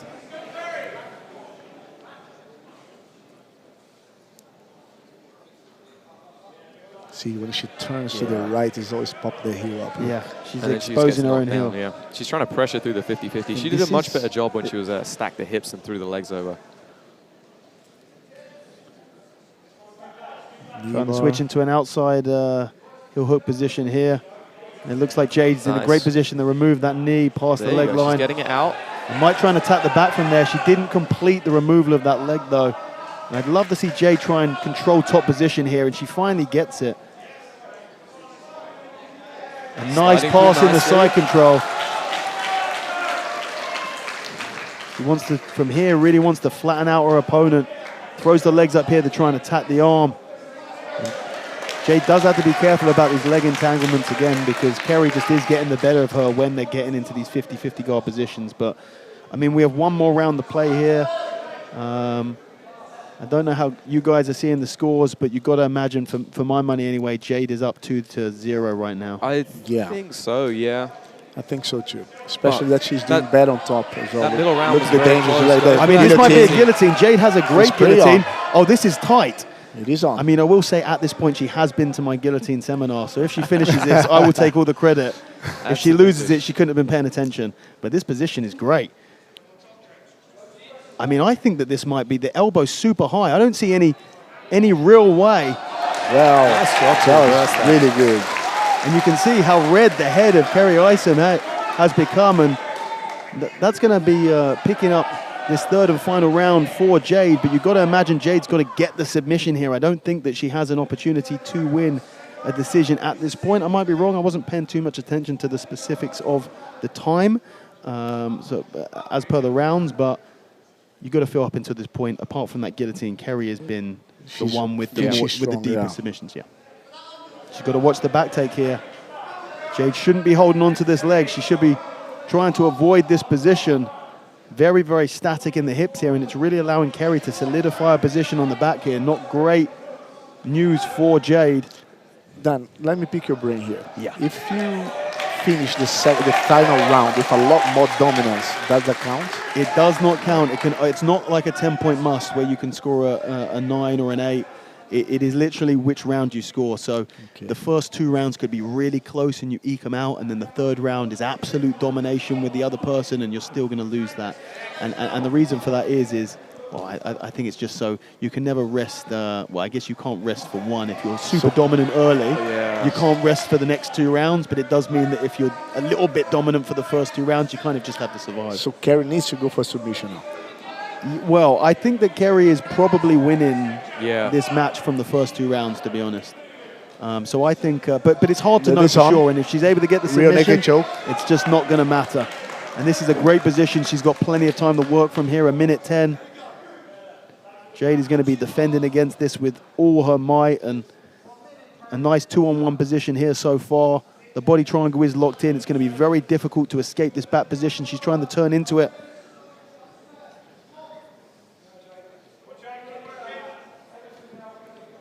$50 seconds to go.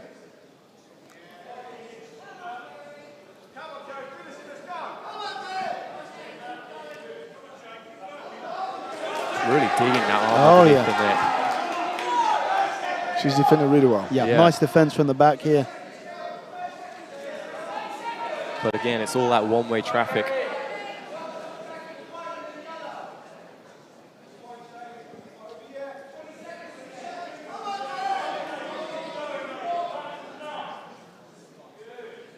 And with 15 seconds left on the clock, I think that this is going to go to decision.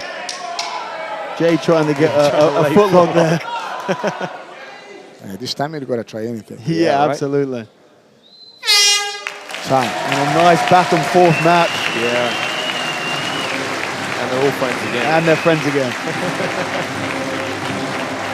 You could have fooled us for the last 10 minutes, but as soon as the bell goes, smiles, and back to being buddies, and that's what you love to see.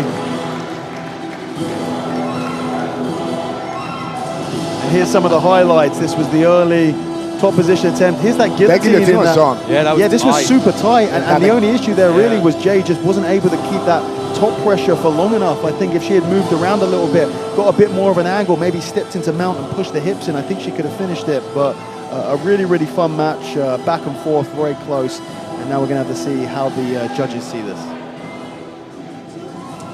Ladies and gentlemen, we go to the judges' scorecards, and they see it for your winner by unanimous decision, Kerry Isom. And that is pretty much what we expected.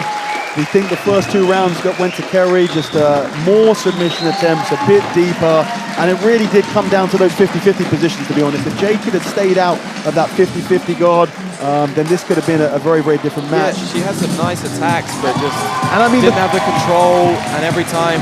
And the third round is an interesting one because we had the guillotine that looked super, super tight, and I'm pretty sure it was up until the escape. And then we also had the back take and the rear neck. She never really got under the neck there, but was in a super dominant position, threatening for sort of the last minute. But a really fun match from both these ladies. She finished really strong, and now celebrating both crowds with the they are the limited edition Crook cowboy boots. Oh yeah, you heard that right. Wow.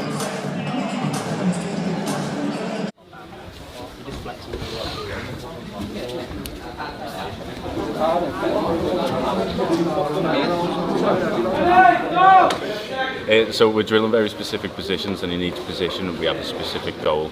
So little goals like that help people like me, and help people like Molly sort of like break down each position really, really well, and help give goal-orientated drills, which then obviously help. With Julia, she's obviously got a very high caliber of judo, so we're doing some specific games to sort of help with that. The dogfight position is probably going to come up quite a lot in this match. So where she likes to have the underhook and the head control, she's going to try and throw. And even if she does throw, that's fine, because we're going to end up in these positions where we've been before. So that's where these drills sort of come into place with dogfight and that. But in the standing up position, she's obviously where she's going for the underhook and working how to break off from that, like different little sorts of games like this. I'm a coach for the English national team, and that's one of our juniors. So Adam Ventry is one of our coaches here. He coaches the juniors, and I'm one of the coaches of the senior team. So they're the little shorties, where he's one of the crew. But the kids normally train every night up here, and then I'll come down and roll before it's all downstairs. So very humbling. I always have to go with them as well, because a pubescent teen as close as what I'm going to get to a woman, that isn't a woman who I can train with. Because they haven't quite got the strength of the man yet, but their game and got loads of technical ability, so that's what I have to do. So it's a Tuesday. Tuesdays is 3 sessions in a day. In the morning it's sparring, in the afternoon I'll do sprints, and then in the evening it's jiu-jitsu. As I'm prepping for a very well-versed opponent, I'll be training a little bit earlier today, doing extra technical work, going into a session of technique, and then after I've done my drilling we'll go into some sparring rounds, but today will be the first 10 minutes that I will have done for rolling. So normally we do 5, 6, 7 or 8, but we 10s today. You've not done that, come on. That's my family crest, and we've got a family motto, and it means virtue thrives under oppression, which I think is very fitting, but I didn't want Latin on me, so I just got the crest.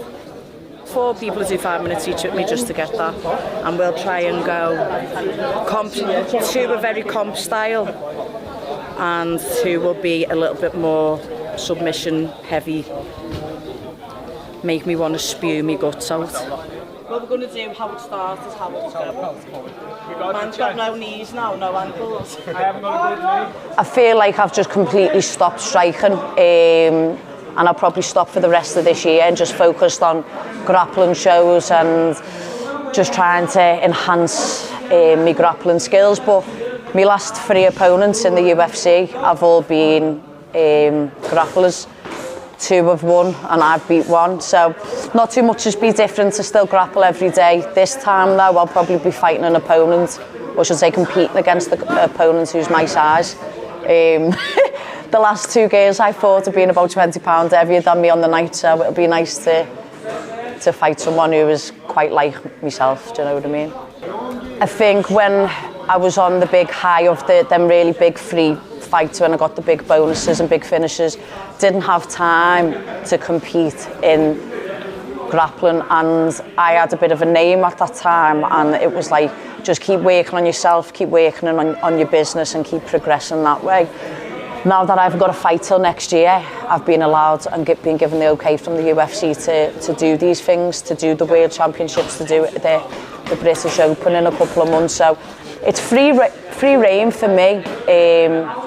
I think it takes a lot of courage to maybe be finished in the first round twice on the biggest night of your career by grappling, and then to stand in front of the world and put myself in that position again for the naysayers or the fans to maybe give me shit or just want me to win and be under that spotlight and that pressure, you know. And I'm just out here trying to be the best version of myself that I can, elevate myself, elevate the gym and elevate people around me, and that's all I'm trying to do. Had to hold on for me life. Like, I can tell you now, there won't be many people who could go through what I've gone through and like the abuse that I've received, and then just still stand here and be like, I'll still come and have a go. Like, social media and that to me, like, it means fuck all now, do you know what I mean? If you watch how Craig Jones and that just manipulate it, it's okay. But I think when you come from humble beginnings and you're trying to make a name for yourself, and the people can switch on you. When you win, they love you. When they hate, they don't. It makes you reevaluate all of that and realise none of that actually matters. Stepping on here, training every day better than myself is the only thing that matters. So I'm dead excited. There's no pressure on me to do this. I'm expected to probably not do that great. I'm just going out there just to prove people wrong, really. I don't get to use grappling that much in MMA fights apart from like great takedowns or throws. So it'd be good for people to see me transitions from positions and just a more well-rounded version of myself. But I think big takedowns, I think there's going to be lots of scrambles from myself and my opponent. And I'm just looking for a decent sub finish, to be honest. I'll probably be looking for an arm just as much as she will, or for a neck just as much as what she will. But there's one thing that I can say is you'll all be entertained. I think everyone said it online. It's going to be 2 girls just going at each other non-stop. It won't be passive, there won't be much stalling. I think the only rest will be if I get a takedown and I'm in half or side, or if she throws me and she's in half or side or mount. That'll be the only stagnant bit, but I think we'll both pop straight back up and go again. Oh, fuck. At least everyone I'm rolling with is a higher rank and maybe more experience, which I know a match is a match and anything can happen, but it fills me with confidence, especially going with like the likes of Sophie and Fran and that. And Connor in the first round, you rat. Yeah, they send you a free one with the game. Yeah, I got like a white pair and a black pair. Mum guilt is a real thing and it's fucking shit. So what I do for me not to feel bad all the time about training so often, I bring him with me. You know, he runs around the mat, he goes absolutely wild, but it makes me feel better. So I'm giving it 100% at training because I know he is right there with me. So I'm kind of doing both. I'm being a mum, but I'm training really hard at the same time. So the older he gets, the better my training gets as well. So on a Monday night, I teach 2 kids classes, one of the younger lot and then the older lot. And then we just go into Mad Monday, which is pretty much an hour of everyone beating the shit out of each other. So it's like a load of lads who are like average 110 kilos, just going for each other. So it's a bit of a madhouse. So then it's when we noticed that it was like that, we just started calling it Mad Monday. I've not changed my training much. I train all year round exactly the same. I've just been trying to get more rounds with girls. I've been trying to get more rounds with MMA girls, so I kind of get that style. But nothing's really has changed. My whole life I've trained. We don't have a season kind of thing, so not much has changed at all. 5 minutes off now or what? To me, it's just another girl that I'm fighting. There's no, just because she's well known in the fighting world, that doesn't change anything for me. I know she's a tough girl. I know she's gonna give me a tough fight, and that's what I like. So I'm actually looking forward to it. Whereas before, I might have fought girls that might have been absolutely amazing at grappling, but they were really good guard players. So then I didn't get as excited for fights like that. Whereas with a girl that is going to come at me, I'm super excited. That's what I want, and that's where I show my fighting as well. So I reckon people are just going to absolutely love me and her just going at each other. Normally it's like 5 balls. Is that been at home, so it's really 2? So like knowing that we're gonna shake hands and then she's not gonna sit down straight away, that makes me more excited. Me and her are just gonna go at each other. Someone might come out with a black eye, someone might bleed throughout the fight. That's what makes me excited about a match. That's what I want. I'm actually looking forward to this match than any other match that I've had before. I'm gonna be hunting for submissions, obviously, but not later, like not straight away, because I wanna go a good 7-8 minutes of showing people when you stand up, how good it is. So I want to do that and I want to show that. And then towards the end, if I've got an opportunity, I want to obviously try for a submission to guarantee the win, to not leave it in ref's hands. But other than that, I just want us both to show everyone, in my opinion, that this is really fun fighting, like standing up and you're wrestling and you're judo and stuff like that. So hunting for a submission towards the end, maybe. Thank you.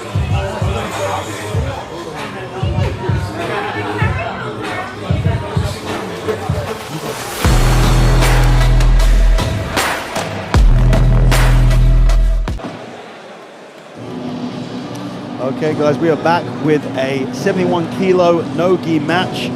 2 Polaris veterans we have on tonight. It's Dominic Dillon taking on Claudio BRUDNY.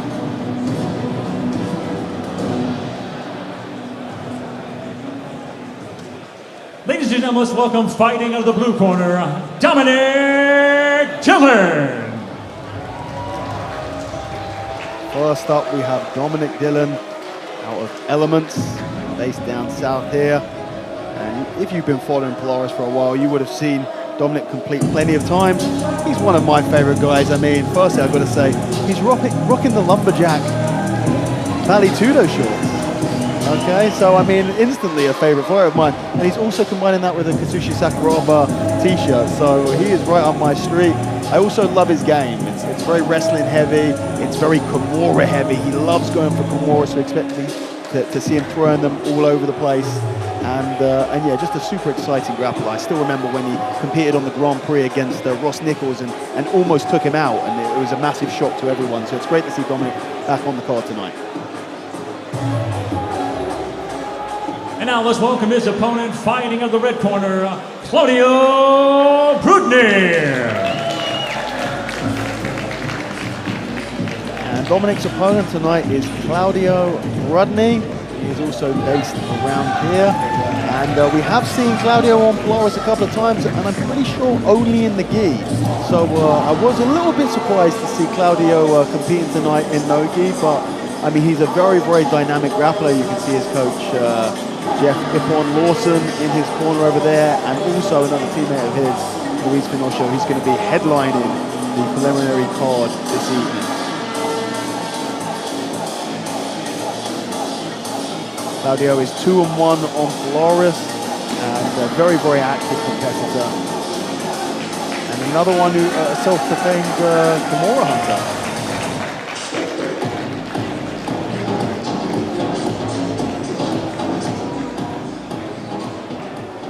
Let's get the action started. Our next bout is in the lightweight division and is scheduled for 10 minutes.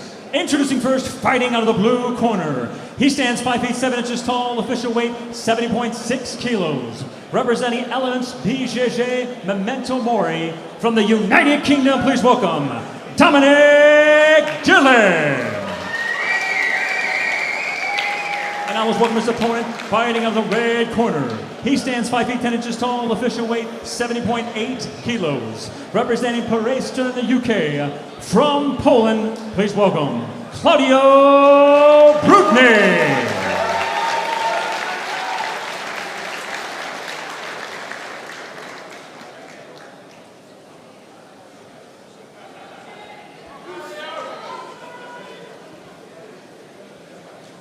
This match is sponsored by Reorg. Reorg work with retired military, police and emergency services personnel suffering from PTSD by introducing them to Jiu-Jitsu. More information at reorgcharity.com. We love Reorg here.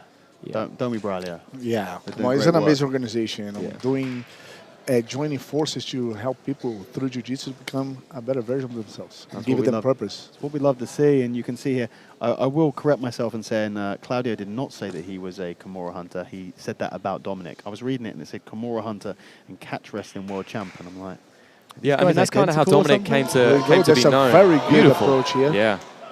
Yeah, Dominic won the catch wrestling world championships, I think I was there when he won that. Yeah. Yeah. And that's he really kind of made a name for himself doing that, and then transitioned across to this more kind of traditional grappling style events. But he's always jumping on these Kimuras. You can see him there trying to set it up straight away, getting past from it straight away too. Yeah, and he's got a really, really solid pass here and controlling this position. And Claudio is a fantastic grappler in his own right.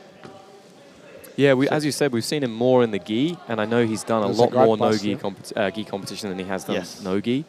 But he does hold some decent wins. People like Tom Tovey has beaten him in a recent event. So, you know, he's out there working his no-gi game too. Yeah, but, you know, Claudio is a great gi grappler and really utilizes that guard game in the gi. And without the ability to control and, you know, play all of that fancy guard stuff with the gi, perhaps a little bit struggle with his guard here, but, you know, a very easy pass to the side control for Dominic, and he's looking... Dominic, yeah, looks like looking heavy on the neck there and on the head, looking possibly for some sort of funky submission from a weird position there. Yeah, it looked like he was almost going to that traditional kind of scarf hold position. Yeah, that was a mistake. Right? Yeah, the Kazakhstan. You got it. Yeah, you got it there, Dan. You got it. You got it. Yeah, which was like, in my opinion, was a little bit precipitation. Yes. He had a very good control there, which he ended up getting back in the game now. Hopefully he's not going to make that mistake again. Yeah, I mean, he's passed now pretty easily that second time. You know, he just hopped straight past almost. Yeah, jumping to the far side here, and he is going for a sort of chest compression here, I think. Yeah, the kind of almost like a reverse bulldog choke. I mean, Dominic really does have one of my favorite styles to watch. You can see Claudio's hands. There's the tap. Wow. What a sub. Wow. So that's what he was looking for. Yeah. That was nuts. Side control. He looks like he was going to pass into mount, but instead he jumps over, and I guess it's almost a bulldog choke. Yeah, it's like a reverse bulldog choke. Oh, I can't wait to see the replay of this. Yeah. Okay, let's have a close look at it here. So this is like a very classic side control position, and he passes over to the far side. Yeah. And it's even one-handed as well. He's using a lot of he's using the ribs on side of the neck, the other one very deep forearm. Oh, what a fantastic performance once again from Dominic Dillon. Ladies and gentlemen, your winner by tap out due to a bulldog choke, Dominic Dillon.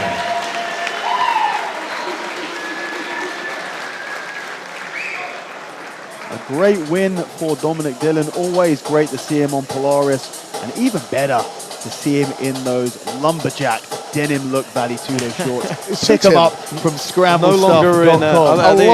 I love to see on you. They're mine, mate. No, they're my signature shorts. Yeah, they're actually mine. Not the Perry's wearing, but I sell them. Oh, really? Yeah, it's I wish I had some squats on my game. I'm going to send you some, mate. You're going to look great. I need to squat.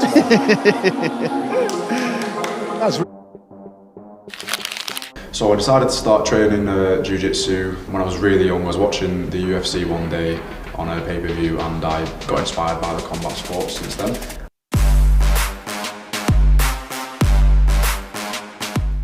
Jiu-jitsu has impacted my life by keeping me disciplined and keeping me on track with my external life goals as well. It keeps me disciplined and keeps me out of trouble as well. It's like, it gives me a long-term goal to work towards. The Warrior has been really helpful in terms of supplying me with the correct supplements necessary for training, so a lot of pre-workouts, a lot of post-workout nutrition. So I always feel confident knowing that I've prepared properly for a fight with my nutrition and with my training, knowing that I'm faster, stronger and fitter than anyone else that steps on the mat with me.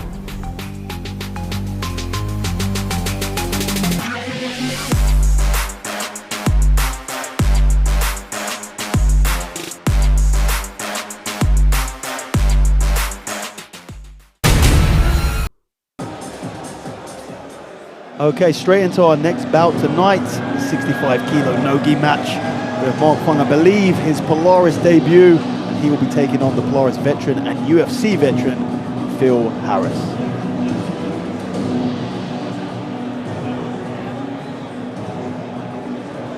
Ladies and gentlemen, let's welcome fighting out of the blue corner, Mark Phung. Mark Phung making his Polaris debut tonight. I have known Mark pretty much as long as I've been doing jiu-jitsu. He's been on the scene for a very, very long time. Currently competing out of Farnham Martial Arts. And he has competed. He might not be super well known to a lot of people on the scene, but he does have competition experience. And he's competed quite a few times. He's going to have a lot of support in the building tonight, as he is from the south here, we're near here in Portsmouth. And we've seen Phil's taken on some pretty big names. I mean, I remember, I believe I competed on a card where he's taken on Brad Pickett. He was also in the tournament where he took on Nicky Ryan. So Phil's super, super experienced in this pro grappling circuit. Let's get the action started. Our next bout is in the featherweight division, scheduled for 10 minutes. Introducing first, fighting out of the blue corner. He stands 5 feet 4 inches tall, official weight 63.9 kilos. Representing Farnham Martial Arts and Checkmat from Vietnam, please welcome Mark Phung. And also welcome his opponent fighting out of the red corner. He stands 5 feet 4 inches tall, official weight 64.8 kilos. Representing Gym 01 and Vitor Shaolin from the United Kingdom, let's welcome Phil Harris.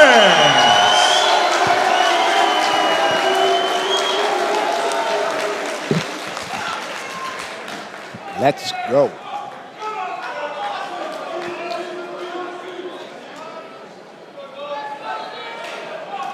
So this match is sponsored by Zebra. Zebra are the world's leading training facility outfitters.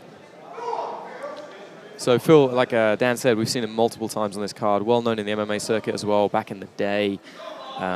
Very, very good stand-up, lots of good judo takedowns, wrestling. Often complains that people don't stand up with him in his previous matches. They're always pulling guards straight away.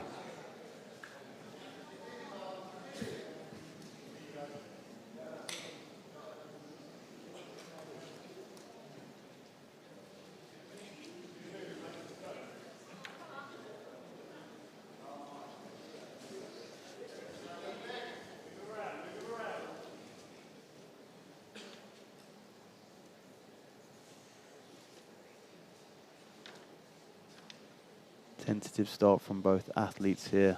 Yeah, a little bit of a leg kick there from Phil. So what's the difference between a leg kick and a takedown is, or a leg kick and a sweep, yeah. Sweep is whether it takes him down or not.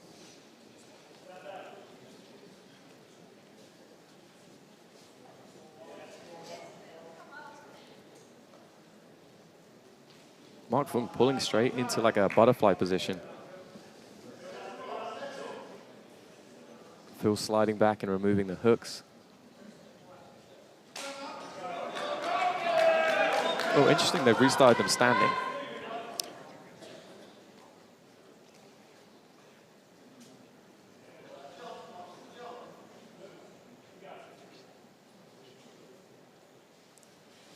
Phil here imposing a lot more pressure standing, keeping Mark on the back foot. Yeah, you can see him twitching those hips as well, trying to get a reaction. Guillotine attempt.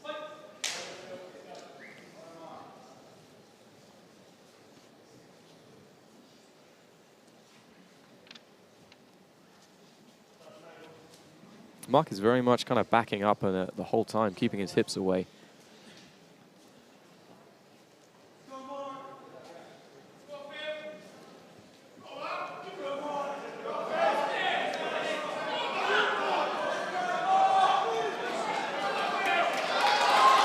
Crowd calling for action here.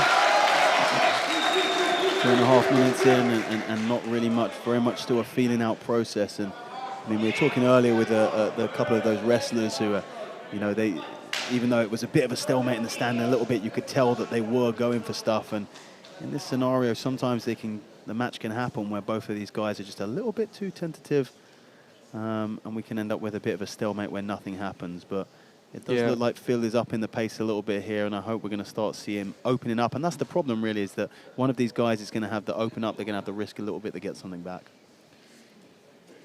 Yeah, I mean, Phil's definitely pressing forwards more.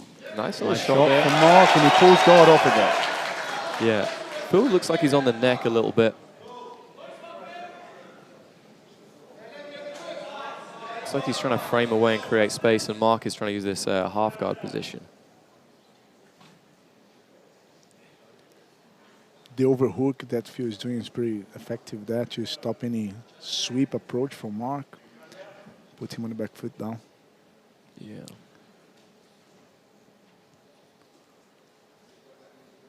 That compression of the hand to the ground, holding the elbow that Phil is doing is pretty uncomfortable. See, like Mark jumps straight back up, even though it's not his forte to be on top, by the looks of it.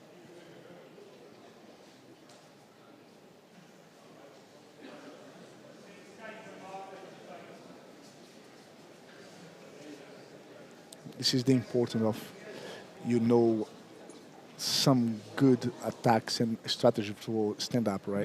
Because that definitely makes the fight for Mark a little harder. Yeah, I mean, we did see Mark do that shot attempt, but it'd be nice if he mixed it up more, you know? If he's going to play off his back, which he actually seems comfortable to do, sit down into it, try to wrestle up off the bottom, do other things rather than just continually backing away. Yeah. Because this isn't going to look great for the judges to see this kind of backwards movement all of the time. And, you know, it's his first time on Polaris, and you'd hate for it to be, you know, 10 minutes of grip fighting, standing, and not much else happening. So, having said that, I'd like to see Phil do more as well. Like, that's Phil's true. not actually doing a ton. He's just he's being very physical. He's pushing him around a little bit, but we're not seeing Phil expose himself in any of these attempts to get a takedown. Yeah, there's no actual real entries that he's using.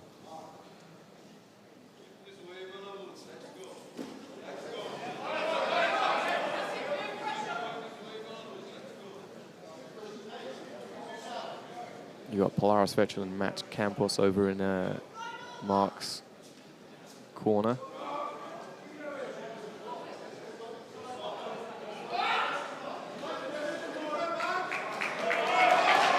Referees, I think, they're telling them to get a little bit more active in what they're doing. Yeah, Mark pulling again, getting to his close guard. I mean, really, in a match where not a ton has happened, this is Mark imposing what he wants to do on it, trying to make something happen from there. He's searching his way for sure. Yeah. He's trying to do something. I think the guard pull alone, you can't. I mean, do you score a guard pull like that? I think in a match where nothing's happened, maybe, then, yeah. I think he's doing something. Yeah, right? he's trying to get to where he wants to be, right? Controlling the where the match happens. Yeah. I mean, he's got 30 seconds to possibly do a little bit more to secure this round. I think, you know, obviously it's incredibly close because nothing's happened, but but you've got to assume just on the aggression that Phil is probably up the first round. I mean, if you want to score, we can just see a little bit. Yeah, this will be going for that arm lock. I would say that might be, as little as it is, enough to maybe take that. Yeah, and now he's locking into that leg as well. He's going to go for the knee bar here. Nice, forcing the sweep. Just in time to get to secure that round. Well, that was a good move to secure a round for me. Yeah, absolutely. I mean, I think Mark should look at doing that again. You know, why not? I'd say so. Pull guard and deliver a little bit more action there. Yeah. That's the dance that I was talking about, what that Jack did so well. Is doing something before the... There we go. See how hard it is to get the completion in the first movement. I mean, that was a good throw there from Phil. That was really good. Nice adjustment from Mark pulling into the guard. Now he should look to engage a bit from this position. There he goes, tied up the leg. It looks like Phil might try and roll through for a guillotine attempt here. It looked like he was eyeing up the back of the neck. And wouldn't this be a lovely position for a cradle, Braulio? I was just going to say, it is, basically. That's very good. But, yeah, now would be a perfect position. Yeah.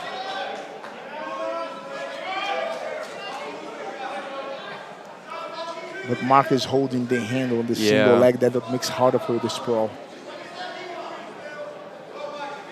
But still, like, this is a much more dominant position for Phil. Yeah, as long as he can use it to do something. And Mark's switching into, it looks like a more traditional kind of half guard grip with the underhook and then the arm underneath his thigh too.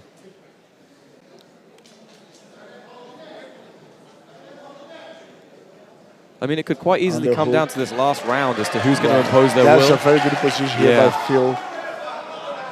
If he free the knee, it's going to be a very good position for the pass. Yeah. He's on the good spot here because there's no lockdowns or anything. Good pressure. Oh, he's getting his free almost. Looks like that knee line has come through the... That's a pass. That's it, very nice. Very strong. Very good control here by Phil. Can he go for Katagatame? No, he gave up.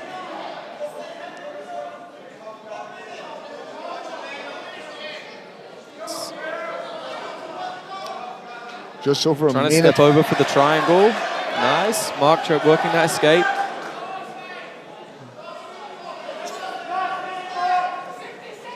Again, it looks like Phil's going to try and step over that arm again. He might try and go for a triangle from this top position. That's what he's he's trying to do it. Mark's doing a good job of just keeping his head away. Putting the pressure on here. I mean, I think we can just forget about the first 5 minutes. Okay? Nothing happened. We just pretend like it didn't happen. This is a 5-minute match because we've had quite the a bit of Masters action in the division, last right? 5 So minutes. technically it would be 5 minutes. That was just a warm-up. Yeah. Got to loosen up a little bit. Mark doing a good job recovering now. He needs to get super aggressive if he wants to make this happen. Yeah. He's going to have 20 seconds. Onto the heel hook. You've got to assume that this is going to be Phil's round. 10 seconds.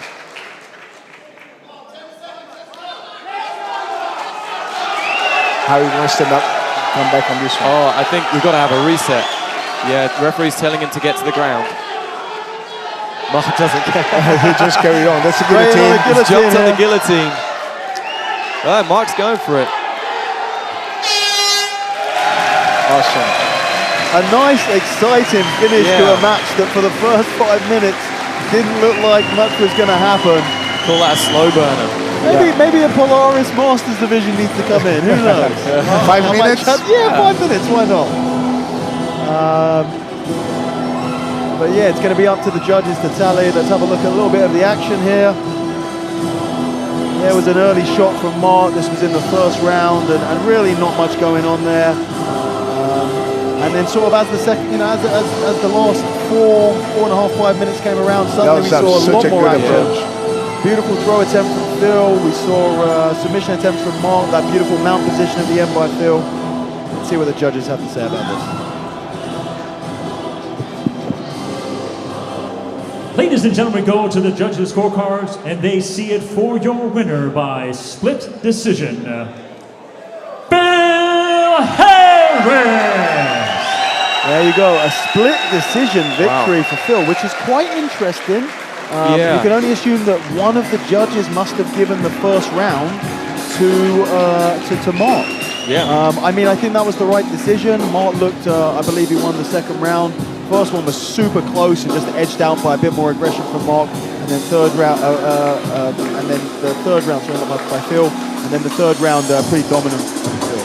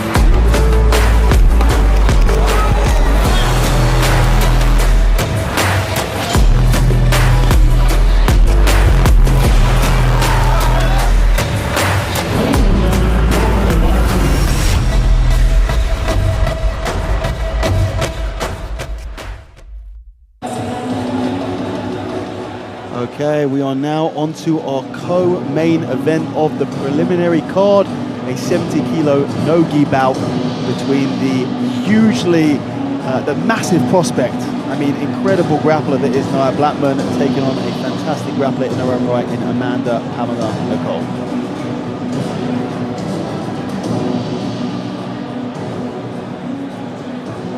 Ladies and gentlemen, let's welcome, fighting in the blue corner, Nia Blackman. Nia Blackman, just 19 years old. She is making her Polaris debut tonight. And I mean, you'll hear a lot of hype around Nia, a lot of it coming from myself, and there's good reason for that. She has been training for a very long time, and now as she's starting to get into those adult divisions, she is just putting on unbelievable performances. Remember the name Nia Blackman. I really do believe she could be one of the stars of UK, European, maybe even world grappling in just a few short years' time. And now let's welcome her opponent, fighting of the red corner, Amanda Pamela Nicole. And welcoming Nia Blackman to the mat is going to be Amanda Pamela Nicole, 33 years old. She's currently originally from Switzerland, but she's currently training in Dublin for Love and BJJ. She is a brown belt, been training 8 years, and a very, very accomplished competitor. Just this year, she has won the Pan Ams in the gi and also Euro no gi. So two of the hottest prospects, great competitors, are going to be facing off in this match tonight. Both debuting at Polaris. Let's get the action started. Our next bout is in the lightweight division and is scheduled for 10 minutes. Introducing first, fighting out of the blue corner. She stands 5 feet 7 inches tall, official weight 70 kilos. Representing Fight Zone London and Checkmat from the United Kingdom, please welcome Nia Blackman. And now let's welcome her opponent, fighting out of the red corner. She stands 5 feet 3 inches tall, official weight 67.8 kilos. Representing East Coast Jiu-Jitsu Academy from Switzerland, let's welcome Amanda Pamela Nicole.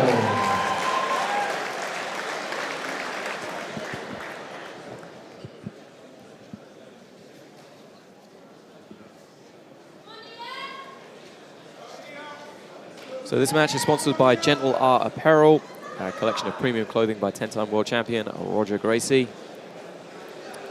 This is a great match. This is one I'm really excited for. I've seen Pamela compete a number of different times, and she's very game, like great competitor.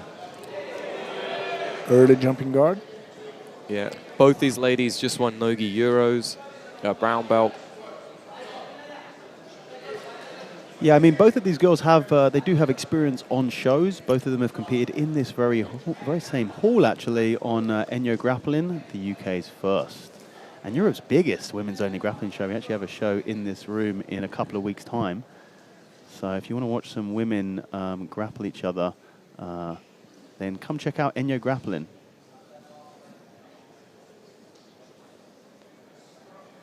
Triangle locked off inside of the guard here for Pamela. Sorry, Amanda. Pamela. Yeah. Nicole. The full. Looks like she's going for that Kimura as well. I mean, to be fair to Nia, she is mainly a gi competitor. I think this is the first time that I've seen her compete in. I think the first time I've commentated her compete in no gi. She can do both, but she is primarily a gi grappler, I think.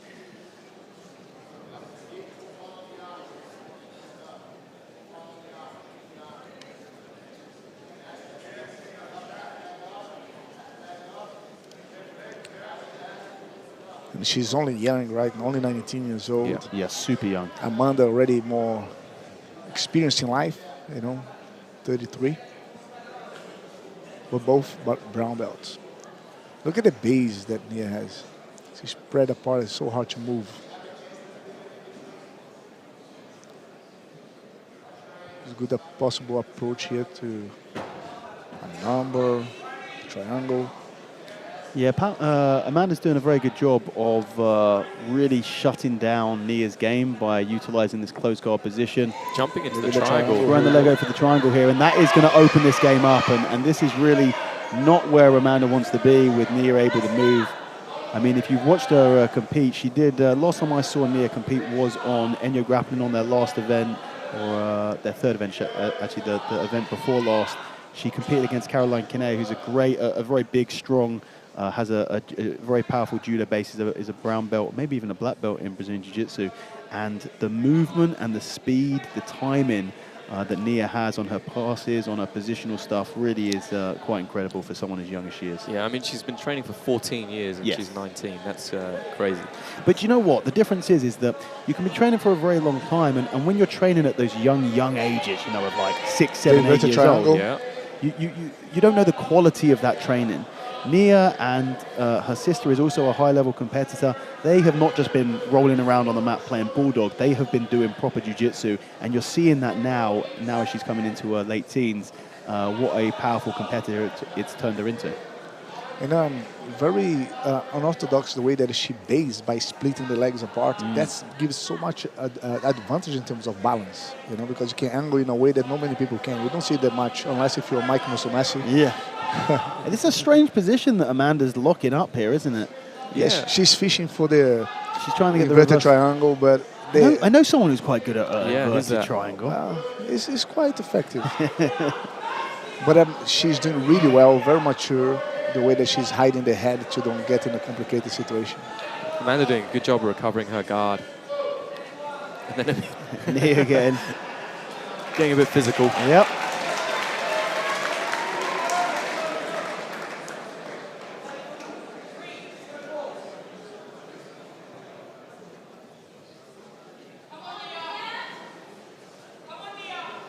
I mean, I haven't been paying attention to the time. We've and just come the into the second round now. Yeah, the first round definitely Nia got the advantage of it with that pass. Yeah, I'm trying to work out whether the pass must have been in that first round, It must right? have been, yeah. Because, you know, if it was on the other side of it, you could argue first round to Amanda because of the triangle attempt, and then, you know, currently the second round. But I think it was prior to that cutoff point. It's going to be interesting to see if Pamela... yeah, I know you're doing it. Amanda goes to the close guard again. Or tries she to has pull. 3 first names. I know. That's the problem.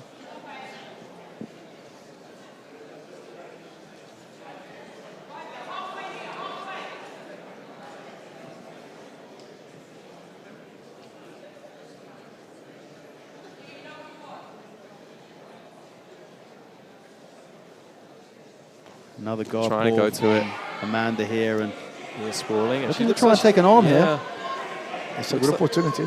And this is beautiful. Can you see the left hand here of Nia is stopping Look how Amanda from being able to go belly down here. I can't see on the other side whether she's got the arm straight. Yeah, she's got it straight, but loses it.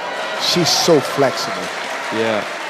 She uses really well her flexibility, by the way, for escaping and for balance. I'm very impressed. Well, it's like, who are the 2 hardest groups to try and submit with joint locks? It's people who are young and women. And when you have a young woman, those arms are just going to be bending backwards. It's going to be almost impossible to submit her with that, I think. Especially in OG. Yep. An absolute stoicism on the face of Nia Blackman at all times. Yeah, Amanda, she has to take that left leg out and try to go for the reverse triangle because it's very tight on the neck already from Nia. She needs to be very big attention there. I mean, but so far, we can make a good argument for second round is going to Amanda. Yeah, I would agree. She did put Nia in danger, forced her to defend the position.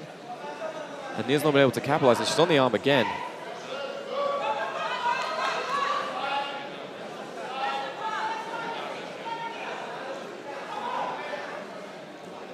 Looking for a double unders here. Single underhook on that left-hand side. Nice little off balance from Amanda, recovering her guard. Nia does a good job of stacking her opponent. I think Amanda might have those hands connected around the leg. She's going to try and pull her in towards a leg lock.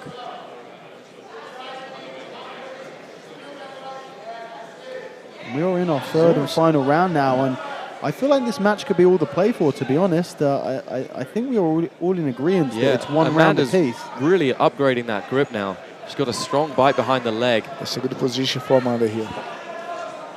Nia really needs to sprawl that left leg backwards and free that leg and try and get to a dominant position. Yeah, she's keeping her left Now she's arm. pulled it inside. That was a good position for Amanda. Pulls it into 50-50 as well. Nia going onto the toe hold. Nice pull out. Amanda back onto the leg again. Amanda's hesitant to come up on top, eh? Yeah, it's interesting. She looks like she's working on those legs. Be interested to see Nia on the bottom now. Yeah, we haven't seen Nia's guard work today so far. There's a threat of a footlock here from Amanda. Yeah, Amanda diving onto the toe hold again. It's like that, almost like that Craig Jones toe hold that he did in, was it in Quintet recently? Against going back on the legs. Actually, a nice kind of decision, right? She's gone back into her guard, into like a half-decent leg entanglement. I think this match could really come down to what happens in this exchange right now. Is Nia able to free that leg and get a pass off of this, or is Amanda going to be able to keep some threat and attack on the leg? Yeah, Nia's doing a good job with that hand on the inside. Yeah, that's what Amanda's trying to free. The hand is stopping her to turn into it like that. And Nia's using the leg to support that as well. We're going to see a pass attempt here from... Yeah, Amanda's now, the arm looks like it's out. Amanda's trying to use her own hand to push it in. Heavy passing, good recovery from Great Amanda. guard recovery. Excellent job. And Nia switching sides beautifully there, but Amanda just got a she's almost fantastic got job and almost Just securing the side pressure. control. And now we see a bit of emotion on the face, because I think this might be arguably the most Looks like significant Amanda might go moment to the boogie choke. of the match there. I think this could be really important. 40 seconds left. Amanda looks like she's locked it up as well. Yeah, it's on. Escaped. And I don't think that Nia can rest on her laurels just yet. I think she's got to continue to try and attack, and to sit back down to attack a leg could be an interesting strategic move. I'm not quite sure whether it's a smart move or not at this point. And No, I think it's a terrible idea. You know, the pass versus, you know, immediately being in the submission attempt from there. But she's going for the leg. She's got 15 seconds to work it. And now Amanda's on the, well, I don't think she's going to get the heel from there. 30 seconds. Really, really Now it's closely still hold. contested. Yeah. Well, once again, that flexibility, unusual flexibility that Nia has, helped her to pass once again. It's so weird because she can have all the center of the gravity so on top of the body from Amanda, while you were very grounded with the leg split. Yeah, it's going to be very interesting how they score that last period of action because, you know, she did pass, but then she was immediately in that triangle choke. attack. Yeah. Well defended and passed straight away. See the splits. That's crazy. There was that armbar attempt back in the middle of the match there. Well defense. Look, you can see the base spread apart, but so wide. heavy. Yeah, this is right at the end, and then Amanda like slipped the arm and went into the boogie choke. What's your take there, Tom? We don't have the give or takes, thankfully, because we're going to let the judges do their job and tell us. I wouldn't like to be the judge. No, neither would I.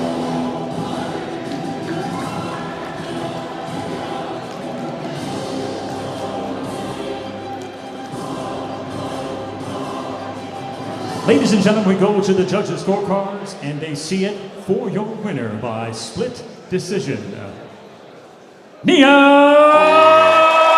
Blackman! Another split decision, and I think it really came down to the passes. to that last round, I think, and to that pass. You know, I did say whilst it was happening, Nia is going to have to get a pass here, and as close as you can take this match, a split decision, and I mean, a great performance from both girls, and yeah, Amanda, Pamela, Nicole putting on a fantastic performance, taking on an absolute rising star in Nia Blackman as she takes her first ever Polaris match and picks up that win.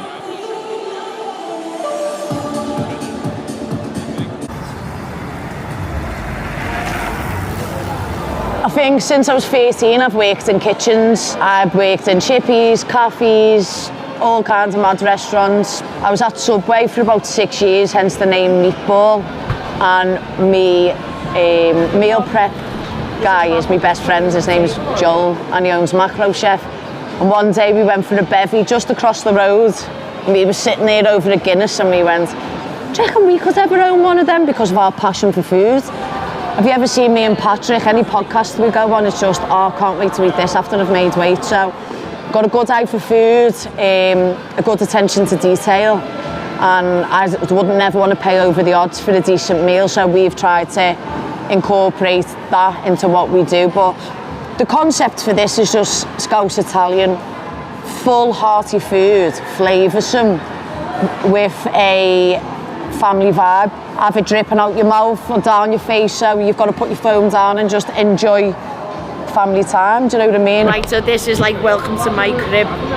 So we've got stools, and we wanted like a stand bar, so it was very much a little bit like an Italian American deli where you go in and you've got to eat on the side. This is where we put all our bread freshly baked. Put all the meat, get them ready for the sandwiches. We've got one of our chefs, Corin, plating up. All kinds of cooking. This is just my little kitchen, guys. So if you're in Liverpool and fancy it, you know where we are, bout at market. My future for me will be like punditry work and coaching. So I'm a national team coach. I coach in the gym anyway. My passion's always been in charity work and for the youth of the city of where I'm from. So predominantly I'll always want to better our community, and I'm also helping our economy with this. And look, I don't want to get punched in the face and be getting armbarred for the rest of my life, and I just think I've been very fortunate last year that I hit it big, do you know what I mean? And people might think she's not switched on because all people see is the loudmouth who's punching people or drinking ale after fights, but ultimately there's a lot of layers to Molly McCann. And if I'm not switched on and I spunk me money, I'll just be like every other fighter who's probably a taxi driver down the line. I need to be switched on, and the city loves me and I love it, and I give everything that I can. So our food is Romano inspired from Rome. So mine and Joel's Italian team is Roma. We was made this year.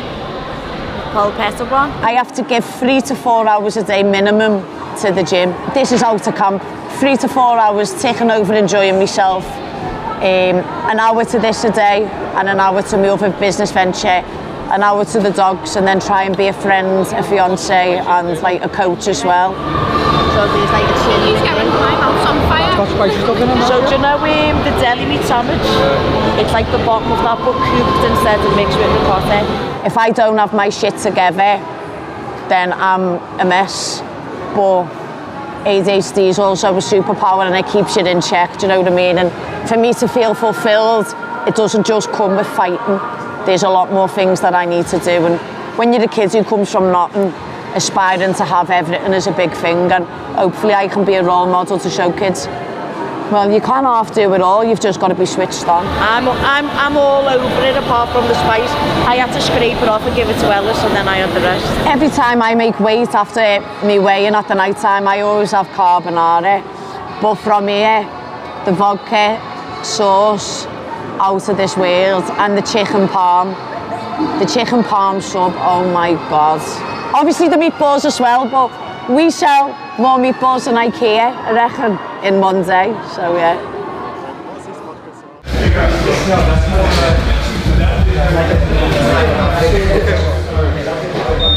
Like, honestly, I think Bart is good, but I just think I'm just better than him everywhere. Like, honestly, I believe that. Like, I think if he tries to pass my guard, I think I'm just going to sub him from bottom. If he pulls guard, I'm just going to pass him. And if he wrestles, I think I'm just going to take him down. Like, I don't think he's bad. I just think he's a bad start for me. I just think I'm better than him everywhere, right?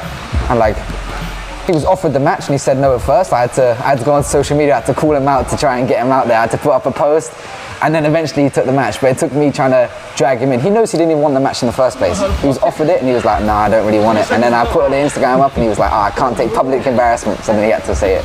He had to accept it. And now it's going to be Smoke City.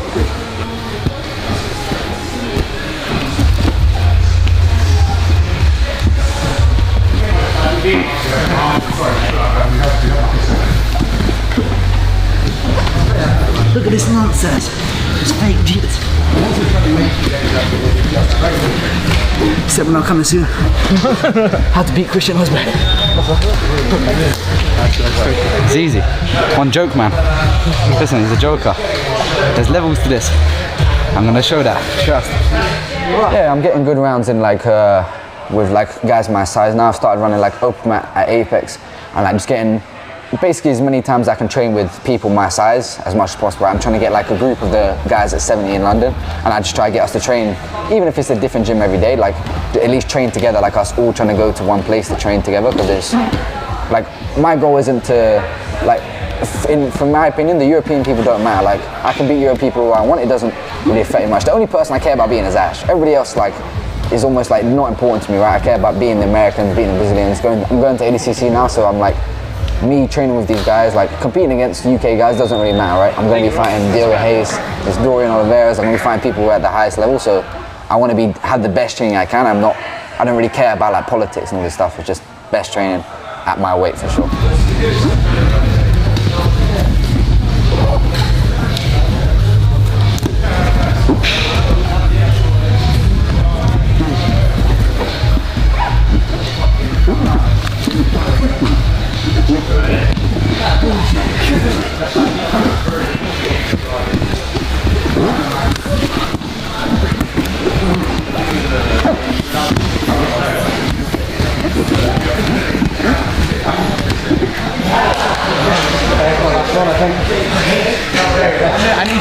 I only need 2 minutes to beat BART. It's easy. Yeah, but I'm here for the pressure. Like I feel like I put pressure on myself almost like always, because I feel like I perform better under pressure. And it's also, I expect myself probably more than anybody to just smash BART. Right, we were in the same division for ADCC trials, and obviously I won, he lost, right? So the end goal is eventually taking the belt, right? And I would love to take the belt from Ash, not from anybody else. I want the belt, but if it's the best way I want it is through Ash for sure. Like, because I think that match was, obviously it's ref decision, so that people can still speculate. I want to like put it in stone. I want to take him out, I want to sub on Polaris, and then it's just like solidified. Now I'm better than Ash for sure. That's what I want. I want people to be like, oh yeah, who's the best guy in Europe? Just go, Owen Jones. Not even Ash, not even in the question. That's what I want.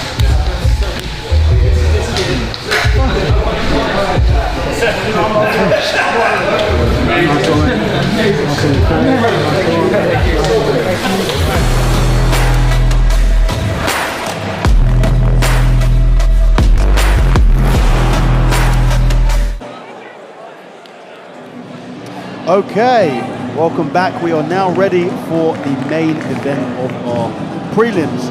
We have the young up-and-comer Nathan Johnson taking on the veteran Luiz.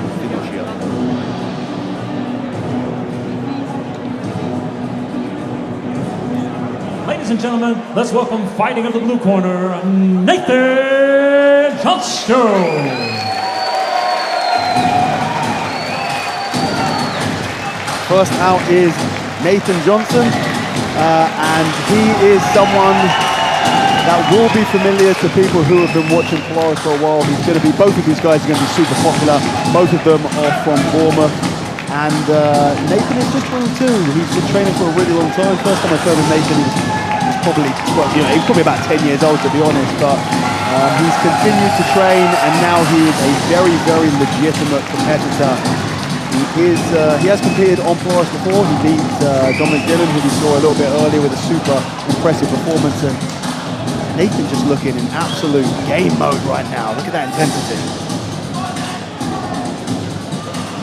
And now let's welcome his opponent, fighting of the red corner, Luiz FINOCCHIO.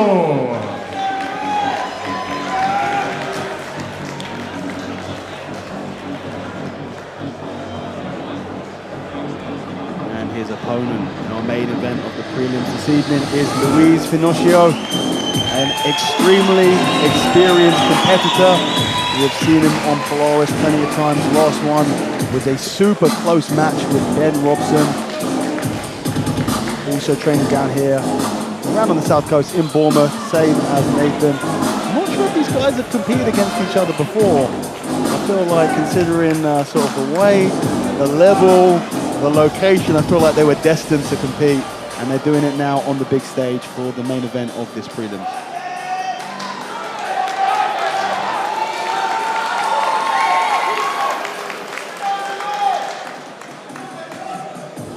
Let's get the action started. Our next bout is in the welterweight division and is scheduled for 10 minutes. Introducing first, fighting out of the blue corner. He stands 5 feet 10 inches tall, official weight 74.2 kilos. Representing Warwolf from the United Kingdom, please welcome Nathan Johnstone. And now let's welcome his opponent, fighting out of the red corner. He stands 5 feet 10 inches tall, official weight 75.7 kilos. Representing Roger Gracie from the United Kingdom by way of Brazil. Let's welcome Luiz FINOCCHIO.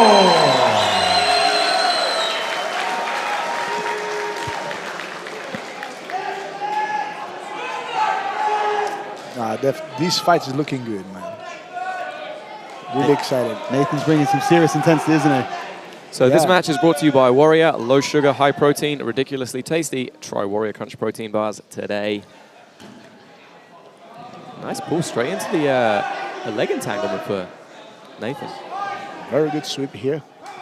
Nathan is another, I was talking about Nia in the last match, but Nathan is another who is a big up-and-comer in the grappling world. I think you're going to be seeing a lot of him over the next couple of years, but he is primarily in the gi. I don't think I've seen Nathan compete in no gi. No, that was a really nice connection between the footlock, using it to come up from the sweep, and getting on top straight away. Well defended here by Luiz. Finocchio or Finocchio? That's a tough one, eh? Well, I can tell you how I say it. I'm not sure if that's the right way, though. A good inverted half guard here by Nathan. Yeah, Nathan was one of those kids who you used to hear about, like, beating up the adults when he was like 12, 13 years old. I think that's where he got the nickname Nightmare. Yeah, and very rarely do these very kids good survive. Sweep. Yeah. Very good sweep. Straight to the mount too. That was a defense from the back attack, right? Yeah. It was very dangerous with the lapel around the back. And Nathan decided to give the sweep instead. Hopefully Nathan didn't get a little bit too amped and blow himself out too early in this match. I mean, you do. I was wondering that. I mean, how long can you keep that intensity in your body, you know? But he is 22. Yes, and also minute and a half. Yeah. Bit of smother in there, some dirty tactics from Luiz on top. I mean, I remember Luiz competing back in like 2007 when he was like a white belt, when he was a terror then as well. Well, after seeing them warming up, they both really want this. They really game, and you can tell here.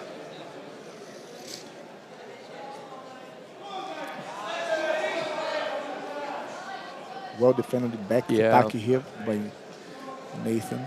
Luiz still using that grip around the back, straight to the armbar. Oh, the arm is starting to be extended here. Beautiful movement just in time for Nathan on top to get that elbow out of alignment. Yeah, but Nathan just accepting that close guard again. That's going to look good on the judge's eyes. Yes. Yes. Good for the lapel choke here from the close guard.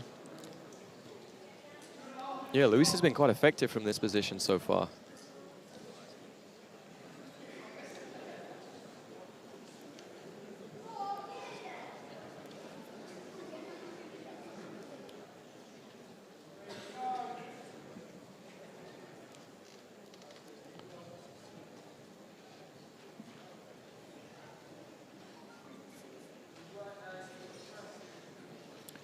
Nathan using the right hand there to keep the reach and distance. But he's got to be careful of those arms. Yeah, he's in the armbar position again. High guard as well.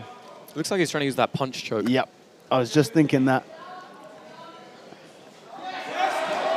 And you know what? He uses it successfully to force Luiz to open the legs to really get some space there. And there was an opportunity to pass or escape that close guard position, but he finds himself, oh no, not quite close guard. A sweep. Beautiful little bump of the hips here to almost get a sweep for Luiz.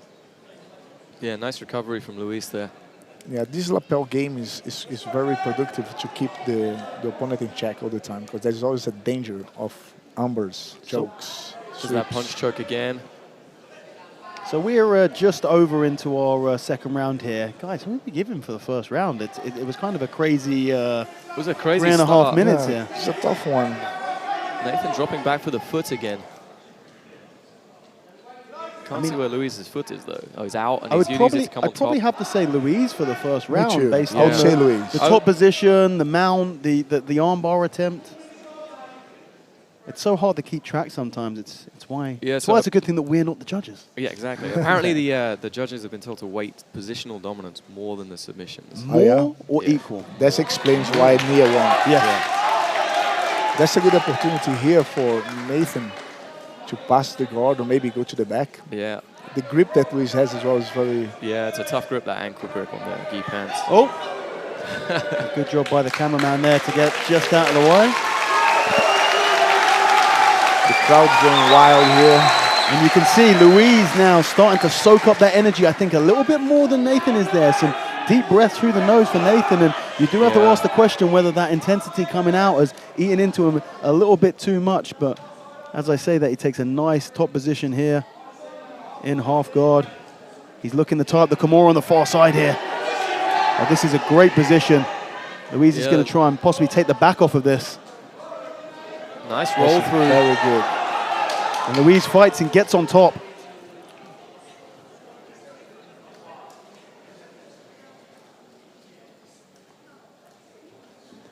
Luiz with the mouth covering again. Oh, he's loving it, isn't he? Yeah.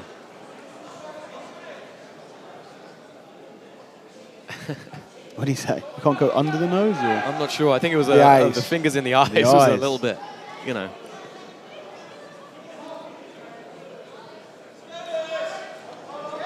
Very smooth transitions here. Yeah. By Nathan. Try to entangle the legs. Yeah, he couldn't control the hips though. Nice balance from Luiz. Triangle. Yeah, he needs to be careful. I think he was going to jump there. Ooh, yeah. I would. I think we know Luiz you would. Right, yeah. We know you would.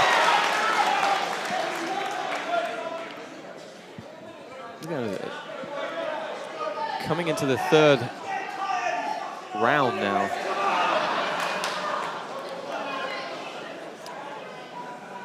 Luiz more conservative here.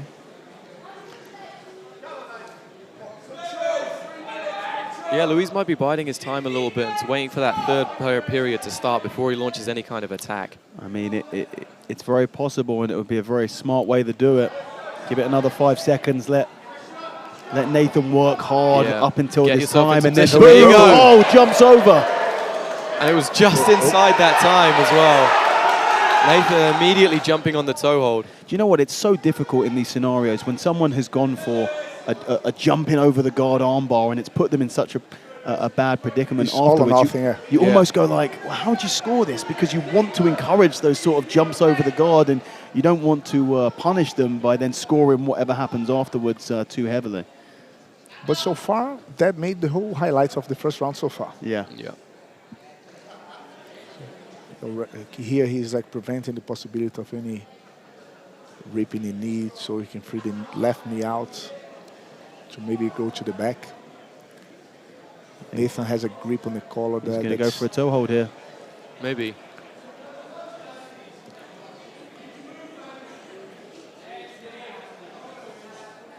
Nathan might roll backwards here to try and off-balance Luiz on top. Yeah, Luiz might be trying to kind of tuck underneath and go to that pretzel bowler position there. The foot's off the far side. Nathan looks to try and take the back. He rolls backwards to try and take top position. Might switch to knee bar here.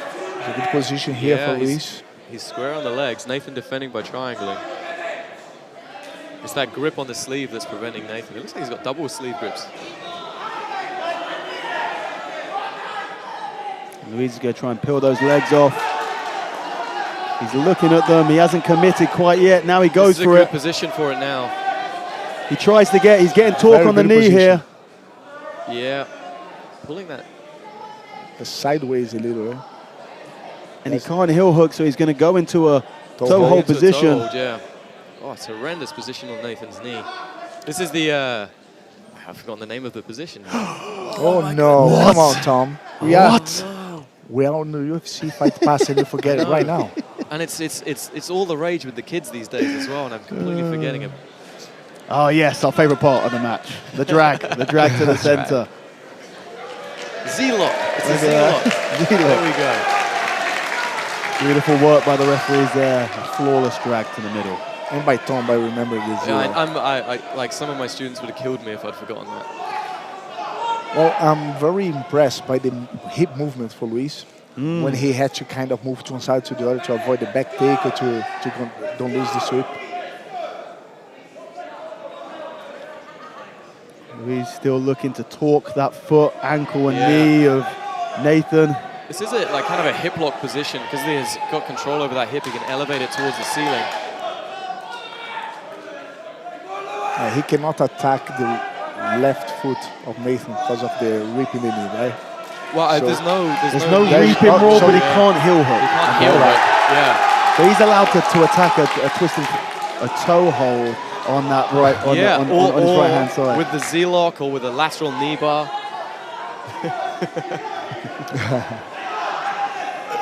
Well, it's 20 seconds to go here. Close match. It's been a great match. Nathan's giving you the best to kind of take out of the slack there.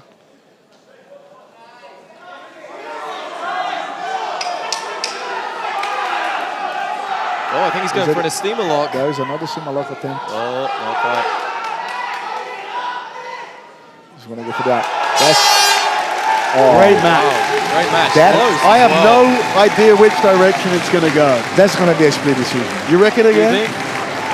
It's a tough one. It is a tough one. It is a tough one. We're going to see some replays, hopefully. Brado, why don't you talk me through this? Well, there's a very good sweep here by Nathan with a very good underhook. That was the armbar that was really, really close. Well defended by Nathan. Here Luiz wanting more. Well, very back and forth. That was like the opportunity for the submission, and here we go. That was the one. But that was very far. Well, we're not going to have to wait much longer. Let's hear what our judges think. Ladies and gentlemen, we go to the judges' scorecards, and they see it for your winner by unanimous decision, Luiz FINOCCHIO! Luiz FINOCCHIO taking the decision tonight with a fantastic performance. He weathered a little bit of an early storm from Nathan, and yeah, I mean, every time we see Luiz on this show, he puts on a great performance. He's taken on some super tough competitors, and yeah, that was a super fun match. To finish our Polaris 26 preliminary card, please join us at 7 o'clock for our main card, which is going to be exclusively on UFC Fight Pass. We will catch you then.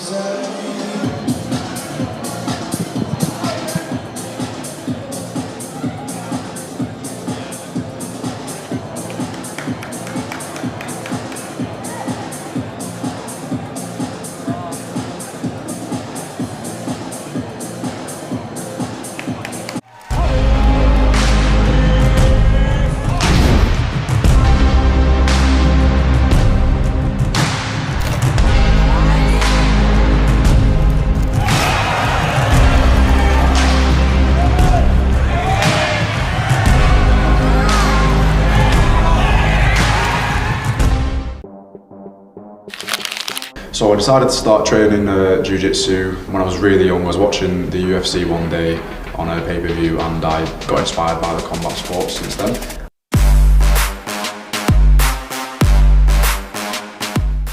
Jiu-jitsu's impacted in my life by keeping me disciplined and keeping me on track with my external life goals as well.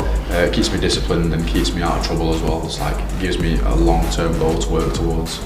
Warrior has been really helpful in terms of supplying me with the correct supplements necessary for training, so a lot of pre-workouts, a lot of post-workout nutrition. So I always feel confident knowing that I've prepared properly for fight with my nutrition and my training, knowing that I'm faster, stronger and fitter than anyone else that steps on the mat with me.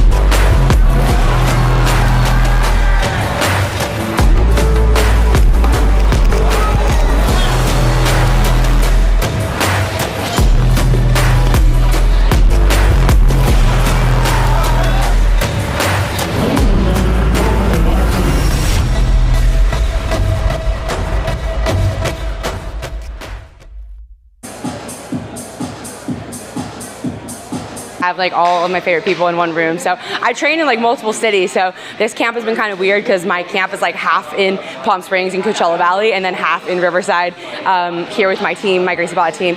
So I have like all my favorite people, all of our black belts, a lot of our coaches, our staff from our 4 schools, and my favorite training partners, the people I've been training with for years, and also all my people from the desert, from Coachella are out here training with me too. So I feel super blessed just to have like a really fun training day. We're gonna do a lot of specific training today, a lot of rounds. Sunday's always one of my hardest training days. I get to really, really go at it, have a lot of fun. And I have 2 of my best girlfriends in town here training with me as well. They came from Chicago and Texas just to help me get ready in the next couple weeks.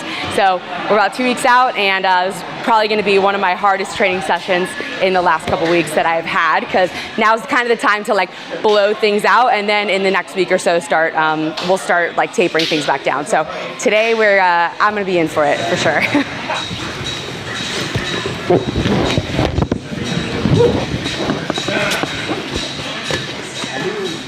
I hope Leticia stands with me, because I think it would be really fun to show some of my new takedowns. Like my takedown approach and system has actually really matured and developed in a fun way.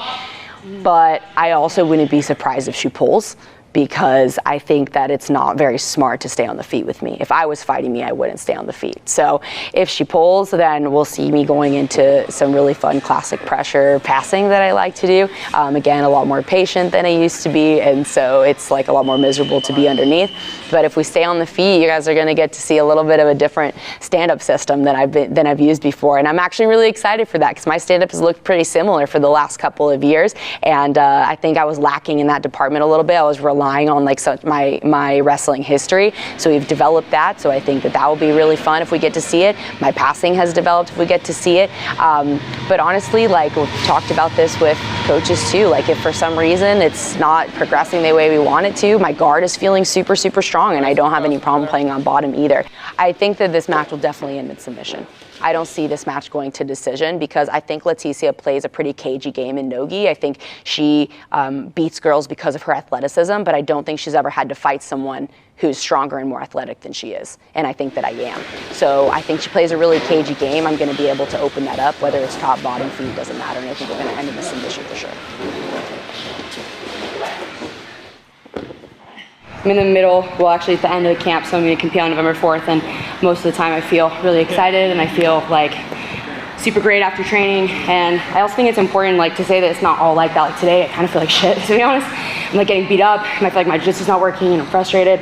And I just think it's important to tell the truth about that, because it's not like, I think sometimes like these videos and social media makes it look like it's all wonderful and like it's just winning all the time, and there's a lot of times I don't feel like I'm winning, but at the same time what keeps me really excited about continuing to do the work that I do is this room full of people, right? And so then even on today, where it's like I don't have to stand up here and be like, oh man, training was awesome today guys, like let's go, and be super motivating. It's like, no, not every day is like that, but you guys are with me on those days and you're with me on the days like today too. And I think it's a culmination of all those days that goes and has those amazing competition days, winning the big belts, winning the big titles. I don't think I've ever had a camp where I got something shiny at the end, where the whole thing felt really exciting all the way through it, right? He was going up against, and he's like... I'm training at Killcliff FC. I train with Jason Jackson, Impic and Saganai. I'm helping Brendan Allen get ready for his fight. Gilbert Burns is here. Delano Taylor's here. A lot of really tough guys around my size. I got my first stripe on my black belt under Rafael Lovato Jr. And he's been, one of many guys that's been a big influence on my game. I started training everything in 2007, so really I've been doing predominantly no-gi since then. I wanted to take this fight because I saw, some other guys that were in the UFC grappling against Craig Jones, and they were doing it in an incomplete rule set, in my opinion, that didn't involve leg locks. And he's one of the best competitors in the world, and I figured why not test myself and see how I stack up. Take that. I think Jones is a very good grappler because he's very, very tricky.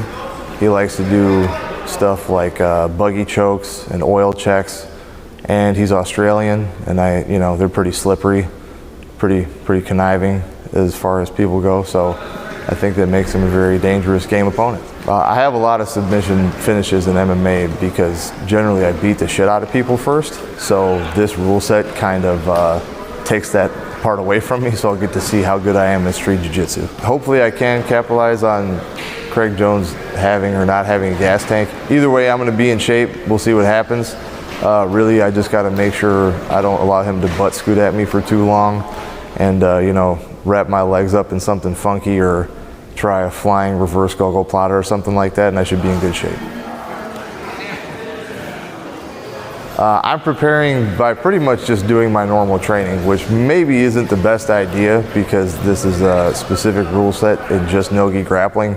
But my job first and foremost is to be a prize fighter in mixed martial arts, so that kind of takes priority.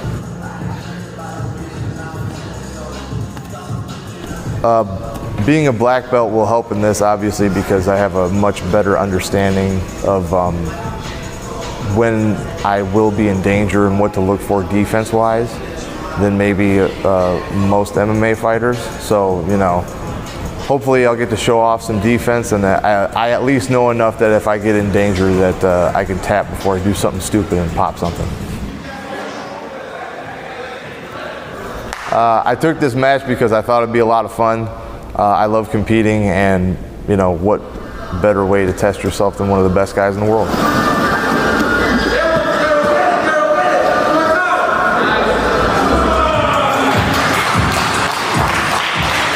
You can expect to see me come out in this match and make it exciting. No matter what happens, I'm going to try some stuff. I'm going to get in the mix. I'm going to see what's what. I don't think this match is going to go to decision.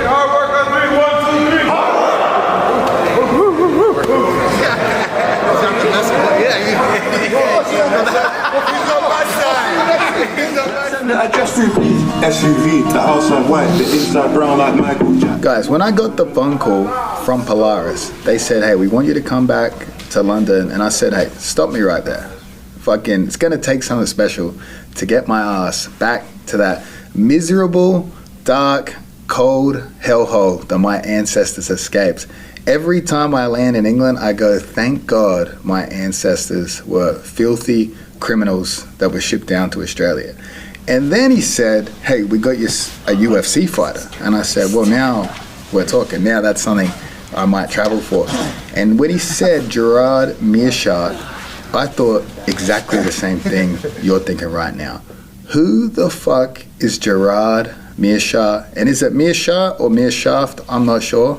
But November 4th, we're going to find out. How's my camp? My camp is basically non-existent these days, right? So I'm at that stage in my career where if you want me to face a real opponent, I'm going to come up with a laundry list of reasons why I cannot do that. But if you want me to face someone that theoretically I should beat, like a UFC fighter, obviously we've had our misses before with Sean Brady.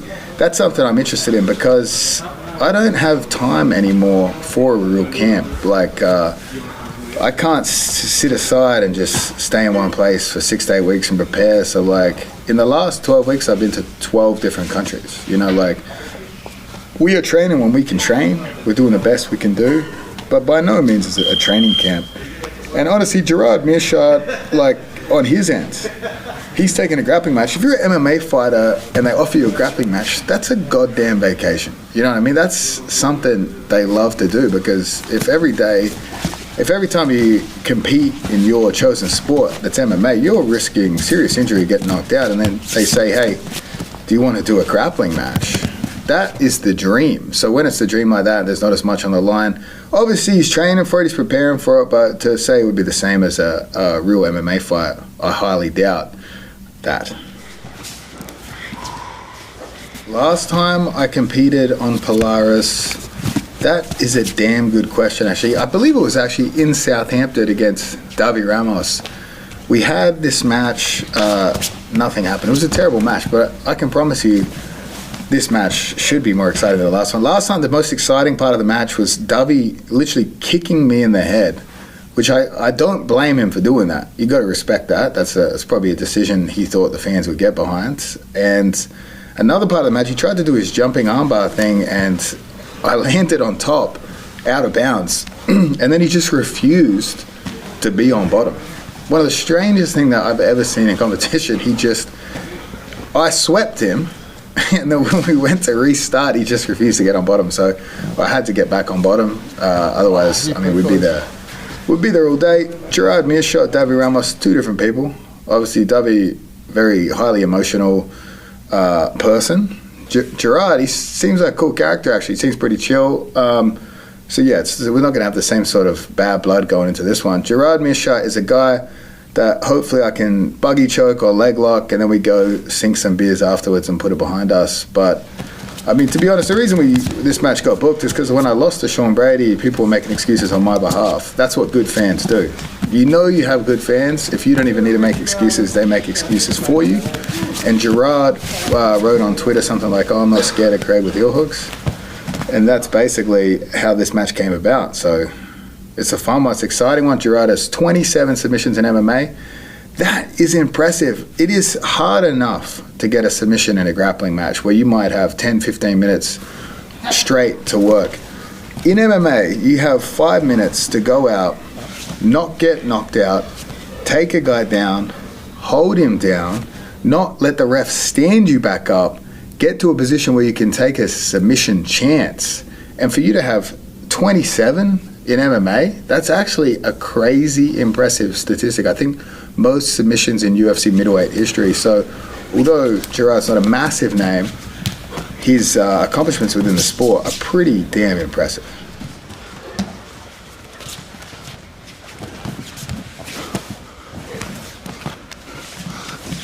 I love competing for Polaris, going out and seeing these British hooligans that come and support me. Luckily, I get along quite well with the British fans. Obviously, I talk a lot of shit, say a lot of dumb shit. That resonates heavily with the UK audience.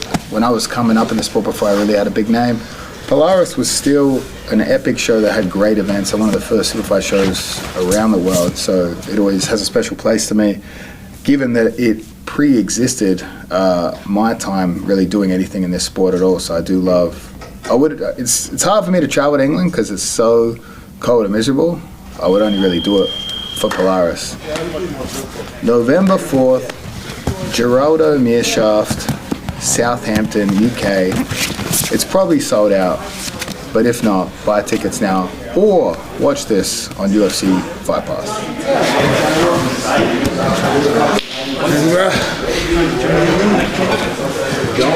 Don't try to raise your hips up. I'm just going to carry you.